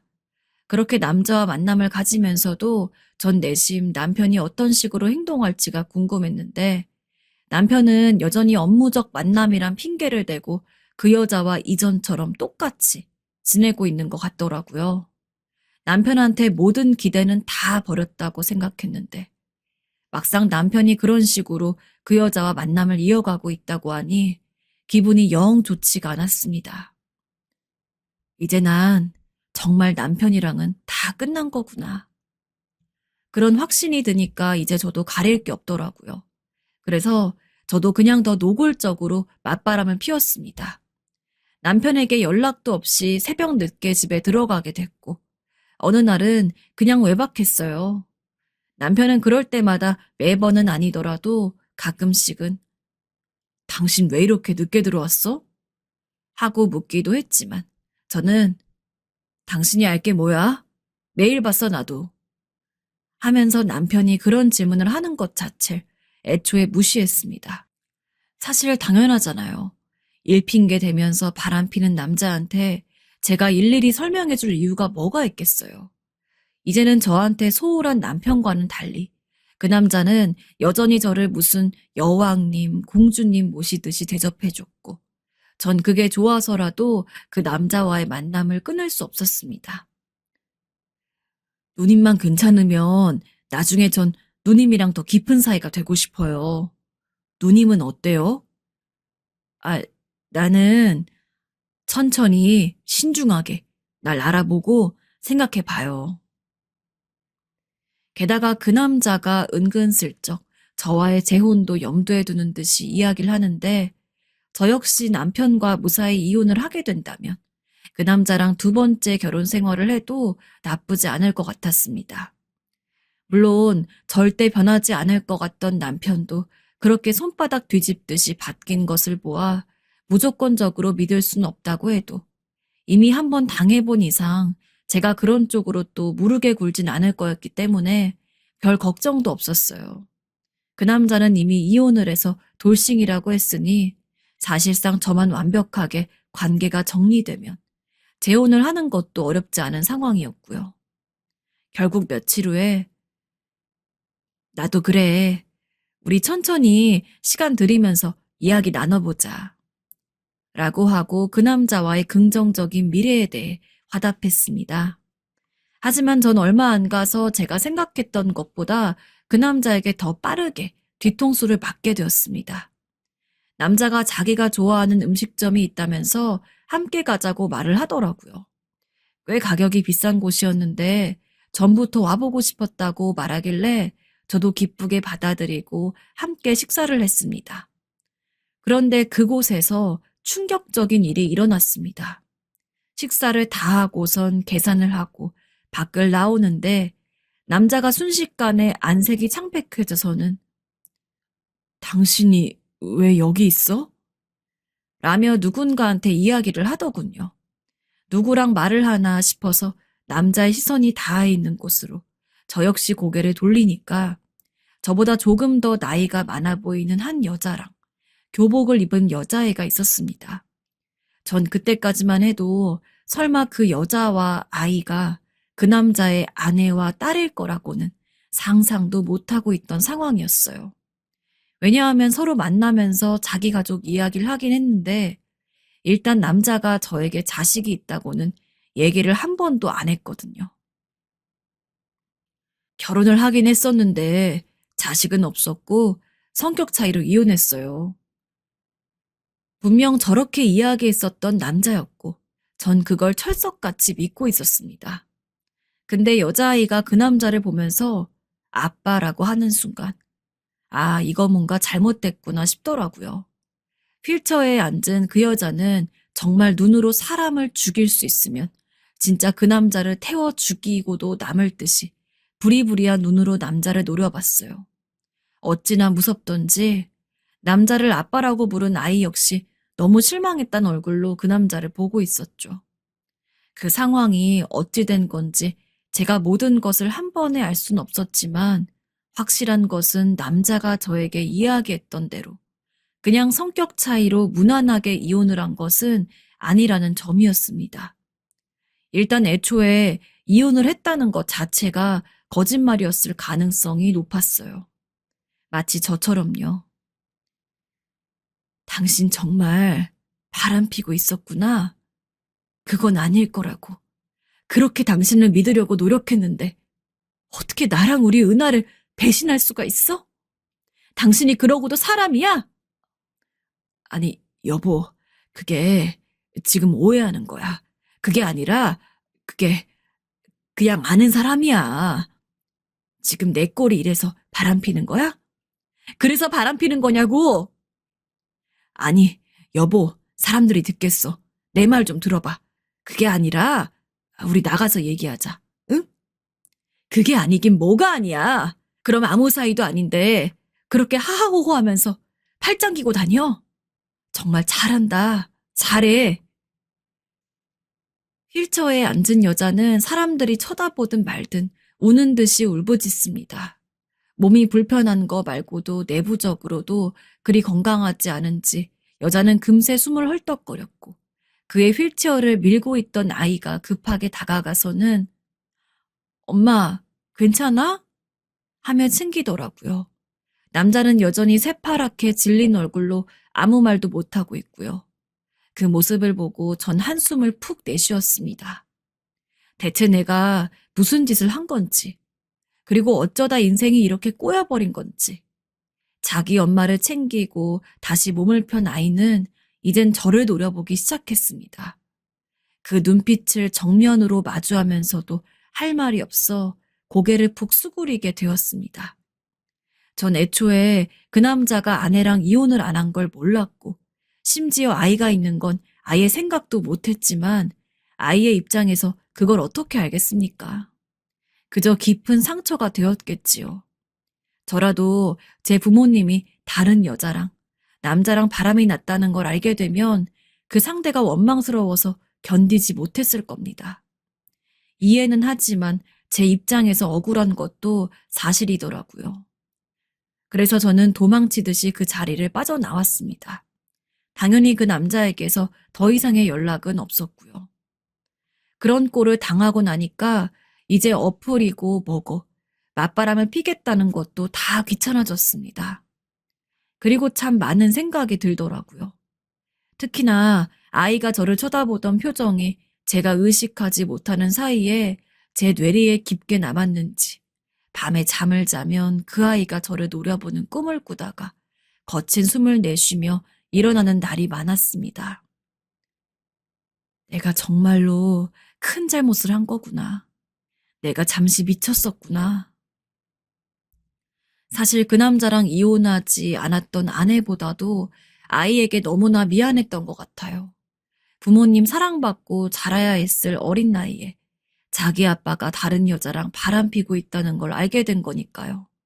심지어 엄마는 몸도 약하고 굳이 말씀은 안 드렸는데 제가 어렸을 때 부모님도 그렇게 사이가 좋진 않았고 덕분에 저는 거의 친할머니 손에서 맡겨진 채 키워졌는데 그건 사실 제 역량과도 다름없는 부분이거든요. 전 커가면서 늘 제가 평범한 부모님 아래서 자라지 못했다는 것이 너무 원망스러웠고 싫었습니다. 그래도 시간이 흐르면서 점점 잊혀져 갔고 좋은 사람들 만나며 그런 상처는 많이 덜어냈다고 생각을 했는데 비록 이유는 다를지언정 그렇게 부모님의 갈라서는 모습에 원망해하고 힘들어할 아이를 생각하니 제 어렸을 때가 떠오르고 그랬습니다. 일부러 그때 상황을 생각하려던 것도 아닌데 밥을 먹다가도 설거지를 하다가도 청소를 하다가도 심지어는 친구를 만난다고 해도 문득 그 아이 눈빛이 생각났어요. 맞바람은 잘 돼가고 있어? 아니 그냥 안 만나 더 이상 혼자 살랜다. 그 방법을 알려줬던 친구는 제가 어떻게 진행을 하고 있는지 궁금해하는 눈치였지만 저는 그럴 때마다 그냥 웃으면서 넘길 수밖에 없었습니다. 비록 제가 의도한 게 아니라고 할지라도 전 남편에 대한 복수를 위해서 멀쩡한 가정, 정확히는 이미 온전치 못한 가정을 나서서 파괴한 꼴이 돼버린 거잖아요. 그 죄책감이 정말 장난 아니었습니다. 그냥 남편이 얼마나 뻔뻔하게 나오든 무시하고 이혼한 다음에 제 나름대로 제 삶을 살았다면 이런 일도 없었을 텐데 괜히 맞불 작전 같은 걸 생각을 했다가 다름질까지 망쳐버린 것이 되었다는 걸 스스로 용납하기가 너무 힘들었습니다. 죄책감에 매일같이 술을 마셔야 했고, 술을 마시고 나서도 어지간해선 잠이 오지가 않더라고요. 그리고 밤마다 매일같이 눈물이 났습니다. 더 큰 문제는 그렇게 미안하다는 감정, 그리고 죄책감을 느끼면서도 직접 사과하러 찾아갈 용기는 없는 저에게 있었죠. 제가 이 사연을 정리하게 된 것도 그 이유 때문입니다. 남편이 바람을 핀 건 잘못인 거고, 솔직히 제가 아무 문제 없는 남자를 만나서 맞바람을 피웠다면 그건 제 잘못이 아니라고 생각합니다. 왜냐하면 저는 당한 대로 갚아주는 것 뿐이었으니까요. 하지만 제가 아무리 문제없는 남자라고 생각해서 만났다고 하더라도 결국 그 남자에게는 가정이 있었던 상황이라면 제가 알고 있던 모르고 있던 그건 그 가정에 대해 죄를 지은 거라고 생각해요. 그래서 저는 이렇게 익명의 힘을 빌려서라도 그 아이에게 그리고 몸이 불편한 그 남자의 아내에게 사과를 하고 싶었습니다. 몇 개월이 지난 지금 일이 잘 풀려서 남편과는 이혼을 한 상태고 전 혼자 살고 있는데 그럼에도 여전히 저는 그날 그 아내와 아이가 잊혀지질 않고 있습니다. 오히려 제 몸과 마음이 조금 편해지니까 더 많이 생각이 나는 것 같아요. 마치 다른 사람은 악의 구렁텅으로 빠뜨리고 나 혼자 벗어난 느낌이랄까요? 자괴감이 들어서 여전히 잠을 자지 못하는 나날들을 보내고 있습니다. 정말 혹시나 이 사연을 그 당사자가 보게 된다면 아마 본인 가족 이야기라는 걸 알 겁니다. 그 아이에게 그리고 아내에게 너무나 미안하다고 죄송하다고 꼭 말씀드리고 싶습니다.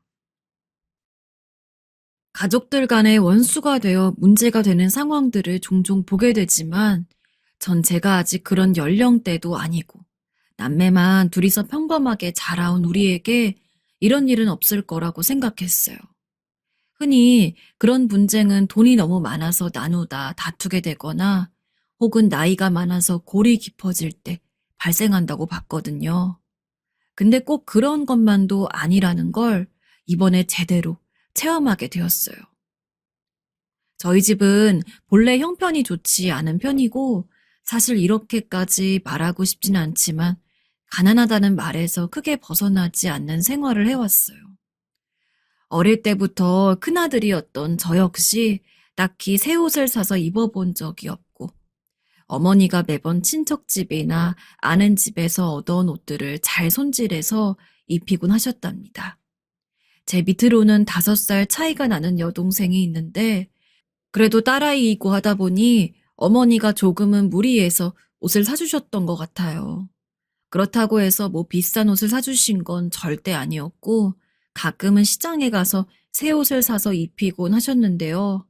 전 남자니까 아무래도 좀 운동성도 많고 움직이고 놀면서 쉽게 해지기도 하니 얻어다가 입히셨던 것 같습니다. 우리 부모님은 저희한테 경제적 부담을 주지 않기 위해서 밤낮으로 일을 하시고 집에서도 맨날 물건들을 갖다가 부업을 하셨는데요. 크지도 않은 그 집에서 방 한 칸을 다 채울 정도로 빽빽하게 부업거리들이 맨날 있었고 그걸 어머니가 늘 밤이 새도록 꿰고 붙이고 엮어대도 우리 집 형편은 썩 좋아지지 않았거든요. 그렇게 일을 하시고 아침엔 눈이 떠지자마자 바로 세수를 하고 밥을 차리는 어머니의 모습을 보면 차마 학원 하나 더 다니게 해달라거나 멋진 운동화를 사달라거나 하는 말은 할 수가 없었어요.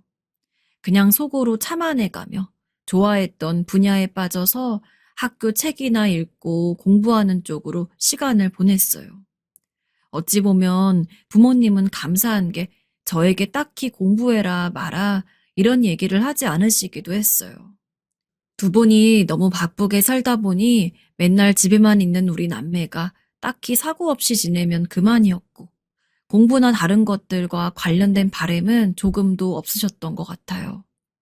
한 번은 제가 성적을 잘 받아왔던 날이라 아버지께 보여드렸는데 그때 아버지가 하셨던 말이 조금 가슴이 아팠어요. 하지만 내색 않고 그냥 고개만 끄덕이며 방으로 들어와 버렸답니다.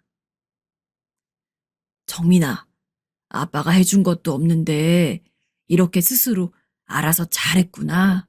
참 대단하다. 다른 애들은 학원도 많이 다니고 한다는데 아빠가 도움이 못 돼서 어쩌냐. 그래도 이렇게 잘해오니 아빠가 참 정민이 볼 면목이 없구나. 그저 고맙고 미안하다. 그렇게 난처한 얼굴로 진심으로 미안한 듯한 표정으로 제 눈을 들여다보는 아버지의 눈이 왠지 좀 슬펐고 이런 분위기가 되는 건 썩 원치 않았기에 저는 잔뜩 어깨를 안쪽으로 구부리고 그냥 확 들어와 버렸어요. 제가 딱히 부모님을 기쁘게 해드리고 싶어서 공부한 것도 아니었지만 그날따라 왠지 보여드리고 싶었거든요. 어쩌면 저도 모르게 이 집의 어둡고 무거운 분위기가 싫어서 잠깐은 전환해보고 싶고 살짝 불을 켜보고 싶어서 그걸 보여드렸는지도 모르겠어요. 아무튼 아버지의 칭찬이 왜 그렇게 저에게 무겁게 느껴졌던 것인지 이후로 저는 고등학교에 가서 쭉 공부를 했고 나름 가고 싶은 학교에 갈 여력이 되었음에도 불구하고 고민이 많아지게 되었어요. 우리 집에서는 딱히 저의 입시에 대해서 크게 신경을 쓰는 사람도 없었고 단지 여동생만이 어떤 식으로 준비를 해야 되냐며 물어올 뿐이었어요. 나는 그래도 좋은 대학교 가고 싶은데 그래야 취업도 잘 될 거 아니야. 본인이 공부에 관심이 많다 보니 자기보다 5살 위인 오빠가 어떤 식으로 대학 준비를 하느냐가 궁금했던 것 같더군요. 부모님은 제가 고등학교를 졸업하고 대학을 가긴 할 거라고 생각은 하셨겠지만 그에 따른 특별한 계획도 없으신 것 같았어요. 결국 저는 한참 고민을 하다가 어차피 형편은 계속 이대로 가게 될 텐데 저 때문에 온 집안이 더 무리를 하게 되는 상황을 만들기 싫어서 4년 전액 장학금을 받을 수 있는 지방 국립대를 선택하게 되었어요. 그간 살아오던 중 그때가 제일 내적으로 고민이 심했고 몇 번이나 심호흡을 해가며 생각을 고치고 또 고쳤던 것 같아요. 너 정말 거기 국립대 가려고? 서울의 다른 좋은 학교도 갈 수 있는데. 아니에요. 제가 원하는 학과가 있어서 거기에서 공부하는 게 나을 것 같아요. 부모님은 제가 결정하고 말씀을 드리자 난처한 얼굴로 왜 그런 결정을 하는 거냐고 물으시더라고요. 하지만 이미 마음을 어렵게 굳혔고 더 이상 다른 의견을 말하고 싶진 않았어요. 그렇게 저는 대학 생활을 하며 학비 걱정은 덜었고 다시 이후의 계획들을 생각하며 머리가 슬슬 아파오기도 했는데요. 당시 중학생이었던 여동생은 제가 학교를 가는 걸 보더니 나름 맹렬하게 준비를 하는 것 같더군요. 오빠 대학 가는 거 보고 있으니 자기도 정신을 차려야겠다는데 그때는 그 말이 무슨 의미인지 몰랐어요. 그런데 본인이 고등학교에 가서 부모님께 하는 말을 듣고 있자니 약간은 좀 화가 나더군요. 여동생에게 표현은 안 했지만요. 엄마, 나 이런 식이면 대학 못 가. 내 친구들은 진짜 제대로 과외하는데 걔네 정말 아무것도 아닌 애들인데 조금씩 오르고 있는 게 눈에 보인단 말이야. 그럼 내가 당장 탄력 붙어서 그런 과외를 받으면 어찌 되겠어? 당연히 눈에 띄게 쑥쑥 오르면서 안정권에 들어간다고. 제발 나 과외 좀 시켜줘. 오빠처럼 지방대 가기 싫단 말이야. 한 집안에서 멀쩡한 대학 나온 사람이 한 명은 있어야 되는 거 아니야? 아니, 너? 당장 과외 시켜줘. 이 말에 어머니도 흠칫 놀라셨던 것 같아요. 사실 여동생의 말을 그대로 받아들여서 그렇다기보다는 제가 2학년 때쯤 되어 다른 얘기를 하던 중에 솔직히 사정을 말한 적이 있거든요. 집에 돈이 없으니 서울에 있는 대학교를 어쩔 수 없이 포기했고 전액 장학금을 받을 수 있는 지방 대학으로 갔다는 것을요. 이렇게 딱 잘라서 말한 건 아니지만 어찌되었건 집안 사정상 학교를 그렇게 조정했다고 하니 그 말이 그 말이었던 것 같아요. 어머니는 그때 제 말을 듣고 한참 우울한 표정으로 허리를 짚고 아무 말도 못 하셨는데 그 말을 했던 것을 무척이나 후회했어요. 그런 어머니께 여동생이 저런 말을 하고 있으니 어머니나 저 모두에게 꽤나 상처가 되는 말이었어요. 하지만 아버지와 어머니는 제 케이스를 또다시 여동생까지 물려줄 수 없겠다고 나름의 큰 다짐을 하셨던 것 같아요. 여동생의 무리한 과외 요구를 받아들이기로 결심하셨습니다. 그래, 알겠다. 한 과목 정도는 과외시켜주마. 대신 열심히 공부해야 한다. 그러면서 그간 애들을 너무 신경 써주지 못했다며 대출까지 받게 되셨어요. 아무리 힘들어도 돈이 없고 마땅히 먹을 게 없고 늘 똑같은 생활일지언정 빚은 없다는 게 두 분의 신조였는데 말이에요. 저도 초반에는 여동생의 말이 조금 아프긴 했지만 부모님이 저렇게 무리를 하고 계시는 것을 그냥 앉아서 두고 볼 수는 없겠더군요. 아무래도 제가 조금은 보탬이 되어야 할 것 같고 동생의 말이 다 맞는 것은 아니나 어쨌든 얘라도 괜찮은 대학에 가게 해주고 싶다는 생각은 있었어요. 그래서 저도 장학금을 받는 동안 편의점에서 야간 알바를 틈틈이 하고 친구들에게 괜찮은 알바자리가 날 때마다 연락을 받아서 돈을 조금씩 벌었어요.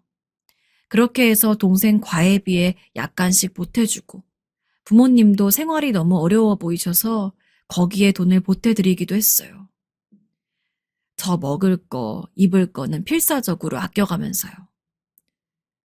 얘, 무리하는 거 아니니? 편의점 알바해서 얼마나 돈 번다고 이걸 붙여줘. 아니에요. 저 먹고 사는 건 충분해요. 남아서 붙여드리는 거예요. 아휴, 고맙다, 고마워. 우리 아들 덕분에 큰 걸 누리고 사네. 사실 부모님이 대출을 받으신 것에 비해 얼마 안 되는 매월의 용돈이긴 했지만 제가 보태주니 숨통이 트인다며 저한테 너무 미안하다고만 하시는 어머니를 보니 멈출 수가 없더라고요. 그렇게 고액의 과외를 받았던 여동생은 나름 스트레스가 엄청 심했던 것 같지만 고3 시기를 그럭저럭 보냈고 그렇게 해서 본인이 원했던 대학에 합격하게 되었어요. 오빠, 나 이화여대 합격했어. 정말? 응, 완전 명문대. 몇 군데 있긴 했지만 가장 원했던 대학이 바로 이화여대였고 거기서 크게 메리트가 느껴지는 과는 아니라고 했으나 그래도 합격한 것이 어디냐며 스스로도 무척 만족스러워 보이더군요. 어찌되었건 딸이 그렇게 원하던 결과를 이루게 되었으니 그리고 우리 가족 형편에 3명이서 한 사람을 밀어주기 위해 꽤나 힘든 시간을 보냈으니 부모님은 그 결과에 박수를 치시고 안도의 한숨을 쉬셨어요. 이후로는 아무래도 여동생도 과외를 하면서 자기의 학비에 어느 정도 보태긴 해야 했었지만 부모님은 동생이 졸업할 때까지 계속 무리한 생활을 하시면서 필요하다는 것들을 도와주시더라고요. 그러는 사이에 저는 군대도 늦게 다녀오고 조그만 회사에 들어가게 되었어요. 당시 취업난이 있었고 사실 취업난은 언제나 있었던 것 같지만 제 시기 때도 꽤 힘들었어요. 유학파 친구들 사이에서 이런저런 도전을 하는 게 쉽지 않다 보니 중간중간 아르바이트하고 취업 준비도 하면서 정말 전쟁 같은 날들을 보냈답니다. 그런 상황을 보며 여동생은 또 저의 케이스를 참고하고 싶었던 건지 제가 뭘 준비하고 어떤 회사들을 들여다보고 있는지 관심이 많더군요. 여동생과는 분야가 많이 달랐는데도 말이에요. 그래서 저도 최대한 알려주고 준비 상황을 보여주긴 했는데 아무래도 대학 간판으로는 저와 차이가 좀 있어서 그런지 여동생 눈으로 볼 땐 제가 답답해 보였나 봐요. 어느 날 대뜸 이런 말을 하더라고요. 오빠, 그러게 대학을 잘 갔어야지. 지금 와서 대학원을 뒤늦게 가서 간판을 좀 더 꾸밀 수도 없고 너무 부질없잖아. 사실 사람들이 대학 간판 보지 누가 대학원을 보냐? 그나마 대학원 갈 생각 없다니 다행이긴 한데 그 사이 좀 더 준비해두지 그랬어. 내 친구네 오빠도 이번에 회사 들어간 거 보니까 진짜 팽팽해.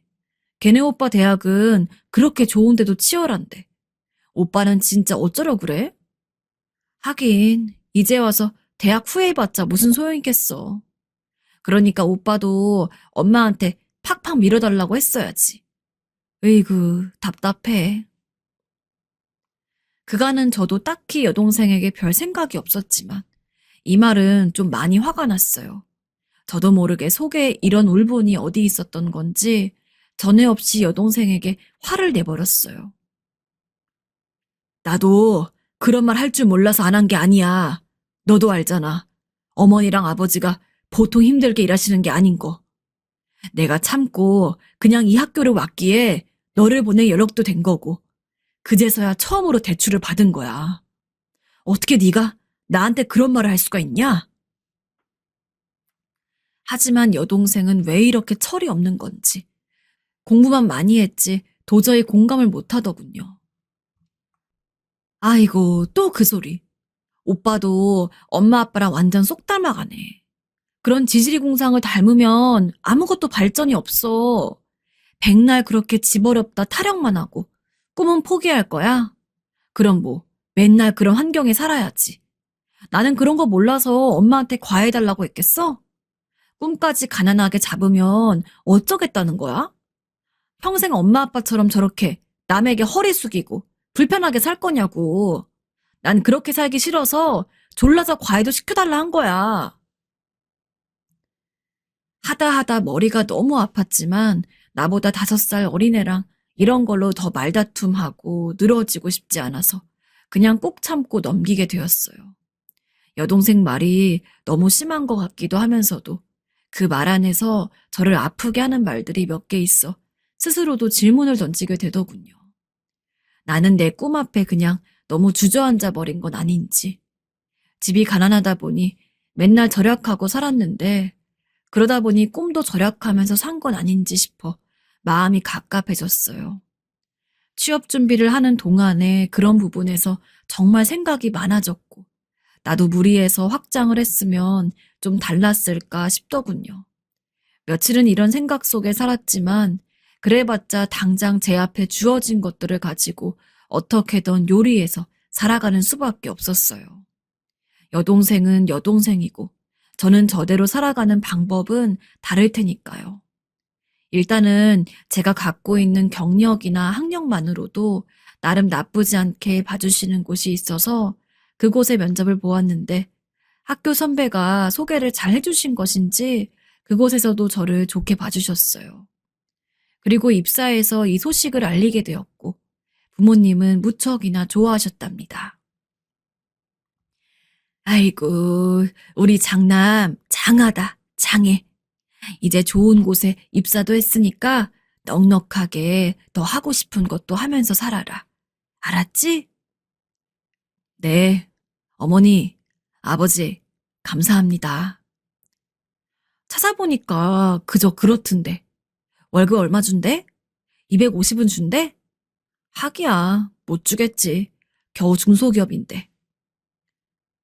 동생은 여전히 비아냥거리는 투이긴 했지만 일단 그런 것에 하나하나 신경 쓰고 있을 겨를이 없었어요. 저도 새 일에 적응을 해야 했으니까요.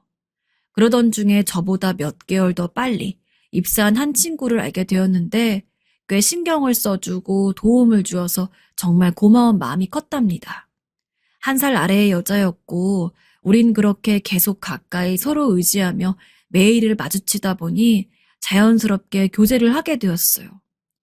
저도 제대로 된 연애를 해본 적이 없다가 이때 일과 연애를 병행하다 보니 좀 어려웠지만 여자친구가 저를 너무나 편안하게 해주었기에 그 시간들은 참 좋고 행복했어요.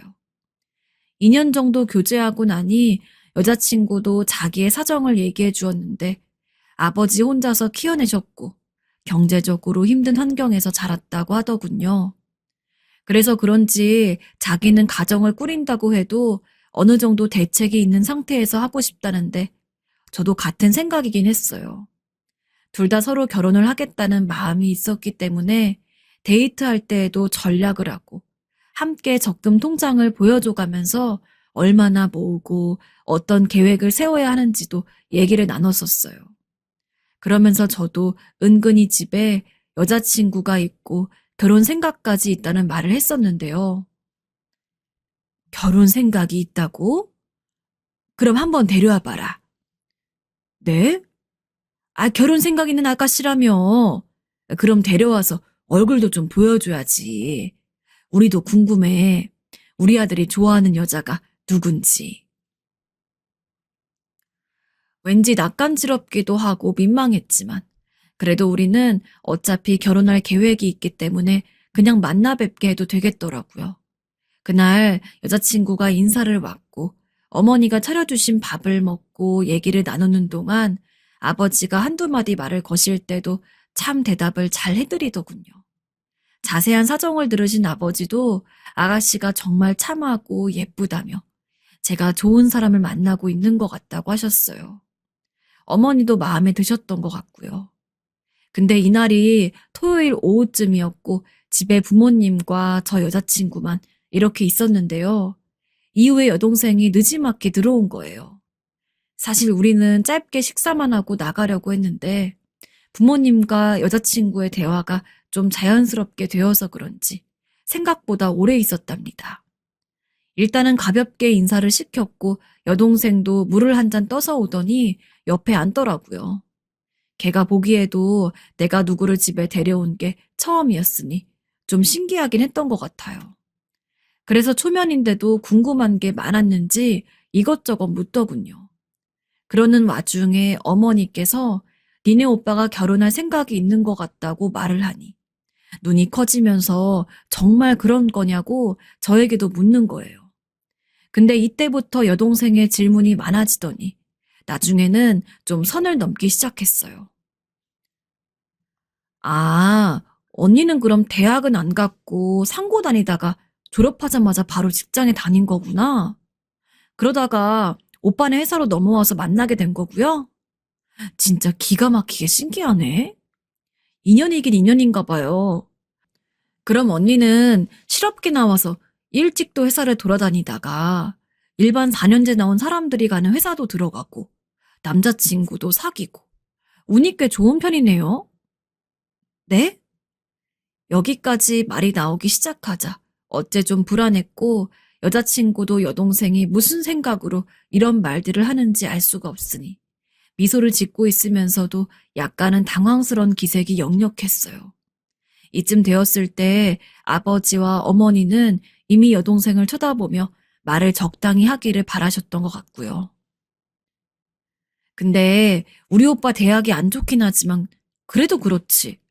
고졸도 받아주는 곳이었구나. 이왕 이렇게 되었으니 어쩔 수 없지만 언니도 웬만하면 대학까지 그랬어요. 고졸 출신이 가기에 제일 좋은 회사가 기껏해야 우리 오빠네 회사 정도였을 거 아니에요. 안 그랬음 또 둘이 못 만났을라나? 그래도 둘의 시작이 너무 암울한 것 같아. 적어도 결혼식이나 생각하면 둘 중 하나는 대기업에 들어갔어야지. 지금이라도 공부를 좀 하지 그래요? 그래야 나중에 둘한테 미래가 있을 텐데. 이쯤 되니 분위기는 좀처럼 회복하기 힘들 정도로 차가워져 버렸고 처음에 웃는 얼굴로 이야기를 듣고 있던 여자친구의 눈에는 눈물이 살짝 고인 게 보였어요. 일단 저부터도 듣는 내내 참을 수가 없이 화가 밀려오고 있었는데 직격타로 이렇게 첫 대면에 막말을 들어버린 여자친구의 심정이 어떨지. 전 계속 당황해서 여자친구의 눈치만 보았고 여동생은 그 와중에도 왜 그런 얼굴이냔 표정이더군요. 여자친구는 정말 어쩔 줄 몰라 하는 것 같았어요. 제대로 마주보지도 못한 채 고개를 점점 숙이고 있는데 갑자기 당황스런 일이 펼쳐지고 말았어요. 어머니도 저도 여동생도 모두 그 자리에서 얼어붙고 말았는데요. 이유인즉슨 갑자기 아버지께서 일어나시더니 여자친구 앞에 무릎을 꿇으시는 게 아니겠습니까? 다들 어버버하고 있는 사이 아버진 뜨문뜨문 말을 이어가셨어요. 아가씨, 미안해요. 죄송합니다. 우리 애가 실례를 했어요. 제가 자식을 잘못 키웠네요. 미안합니다. 그러시면서 어머니에게 손짓을 하시는데 어머니도 결국 입술을 꽉 깨물고 가까이로 오시더니 똑같이 머리를 숙여 사과하시는 게 아니겠어요?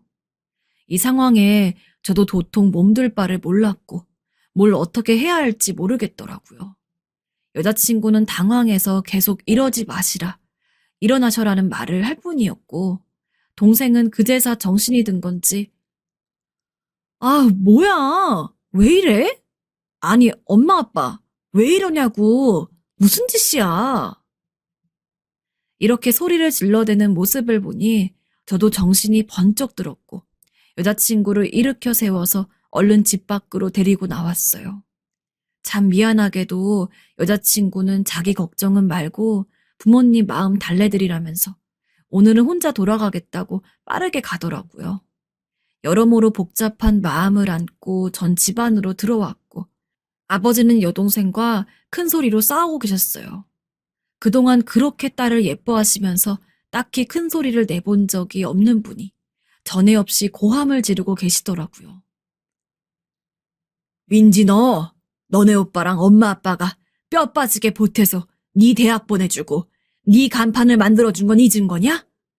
나도 네 엄마도 언제 너보고 좋은 대학 가라고 하던? 그냥 네가 원해서 우리는 해주고 싶었던 것뿐이다. 근데 그게 훈장도 아니고 네 부모와 네 오빠 물먹이는 흉기로 변해서 돌아온 거냐? 이럴 줄 알았으면 네 능력으로 대학을 가던 말던 신경도 쓰지 말고 빚도 내지 말았어야 했어. 네 애미 애비는 고등학교도 채 졸업하지 못한 사람들이야. 네 눈엔 그럼 우리도 그렇게 우습고 경멸스러운 게냐? 그렇게 대학이 가고 싶다고 해서 속으로 피를 흘려가며 그렇게 힘써줬더니 그걸로 가족들이며 남들이며 사정없이 찌르고 다니는구나. 정말 꼴 보기 싫다. 앞으로 네 힘으로 알아서 네가 살아.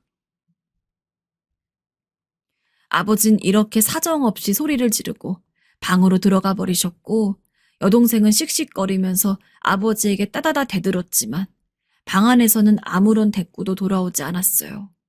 그 화를 못 이긴 동생은 저와 눈이 마주친 순간 부르르 분노에 떠는 듯 하더니 평생 그따위로 이렇게 궁상맞게 살으라며 배낭 안에 뭔가를 마구 우겨 담더군요.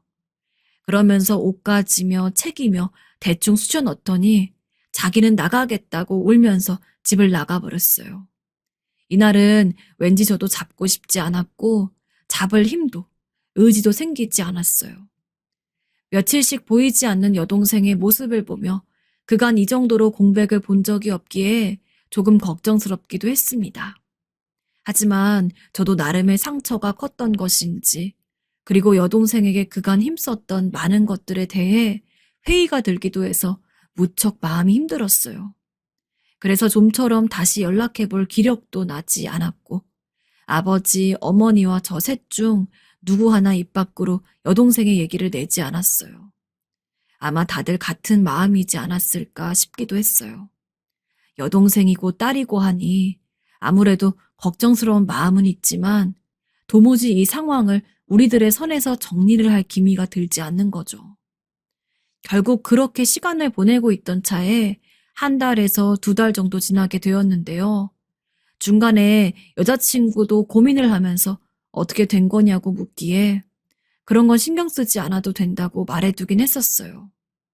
그래도 제 얼굴에서 좀 근심이 보이긴 했던지 자기 걱정은 하지 말고 여동생한테 한번 연락을 해보라고 하더군요. 이렇게 마음 써주는 자체에 참 미안하기도 하고 한편으로는 그 말에 힘입어서 한 번쯤은 문자라도 남겨볼까 하던 차였는데 그리고 며칠 지나지 않아서 찬찬히 일은 해결이 되었어요. 집으로 들어가 보니 누군가가 배를 눌러대기에 보니 여동생이더라고요. 저도 일단 마음의 준비를 하면서 굳이 누구냐고 묻지 않고 문을 열어주었어요. 저와 눈이 마주치자마자 난감한 표정을 짓더니 이내 눈을 제대로 못 보면서 들어오더군요. 그러고는 계속 비어 있었던 자기 방으로 들어가 한참을 말없이 있었어요. 저도 딱히 아무 말도 하고 싶지 않았고, 그냥 그렇게 멍한 침묵을 견디고 있던 차에 곧이어 부모님이 들어오셨는데요. 나 왔다 하고 하시는 소리를 듣자마자 여동생은 달려나가더군요. 그렇게 잠깐 짧은 정적이 있었지만 이내 여동생은 아버지에게 매달려 그냥 울기만 하더라고요. 딱히 잘못했다거나 어쨌다거나 하는 말은 없었지만 동생이 계속 울기만 하니 아버진 그냥 말없이 머리를 쓰다듬어 주셨어요. 이후로 동생은 저에게도 딱히 말은 걸진 않고 어색하게 지내긴 했는데 며칠 지나 처음으로 걸었던 한마디가 바로 제 여자친구 얘기였어요. 사과를 하고 싶다며 만나게 해달라고 말이에요. 이후로 다시 상견례 자리가 있기도 했으니 그냥 그때 보자곤 했는데요. 여자친구는 굳이 그렇게 하지 않아도 된다며 손사래를 치더라고요. 이후 상견례 때 여동생이 먼저 가서 말을 걸었고 여자친구도 별말 없이 받아주어서 여러모로 한숨이 놓이기도 했어요. 이제 몇 달 뒤로 저는 예식을 잡아두고 바쁜 날들을 보내고 있는데 다시 생각해도 그때 아버지의 반응은 제 가슴을 철렁하게 하기도 합니다. 평생 아버지가 누군가에게 무릎을 꿇는다든지 어떤 극적인 태도를 보이시는 것을 못 봐서 그랬던 것 같아요. 자라면서 특별히 대단하고 끈끈한 부모 자식 간의 애정이라든지 미움 같은 것들이 우리 안에 자리 잡진 않았던 것 같지만 그때 그 모습 안에 아버지의 우리를 향한 모든 복합적인 감정이 담겨 있던 게 아니었을까요? 아버지는 저를 사랑하셨고 동생도 사랑하셨기에 그렇게 예비 며느리가 될 제 여자친구 앞에서 머리를 숙이셨으리라 생각해요.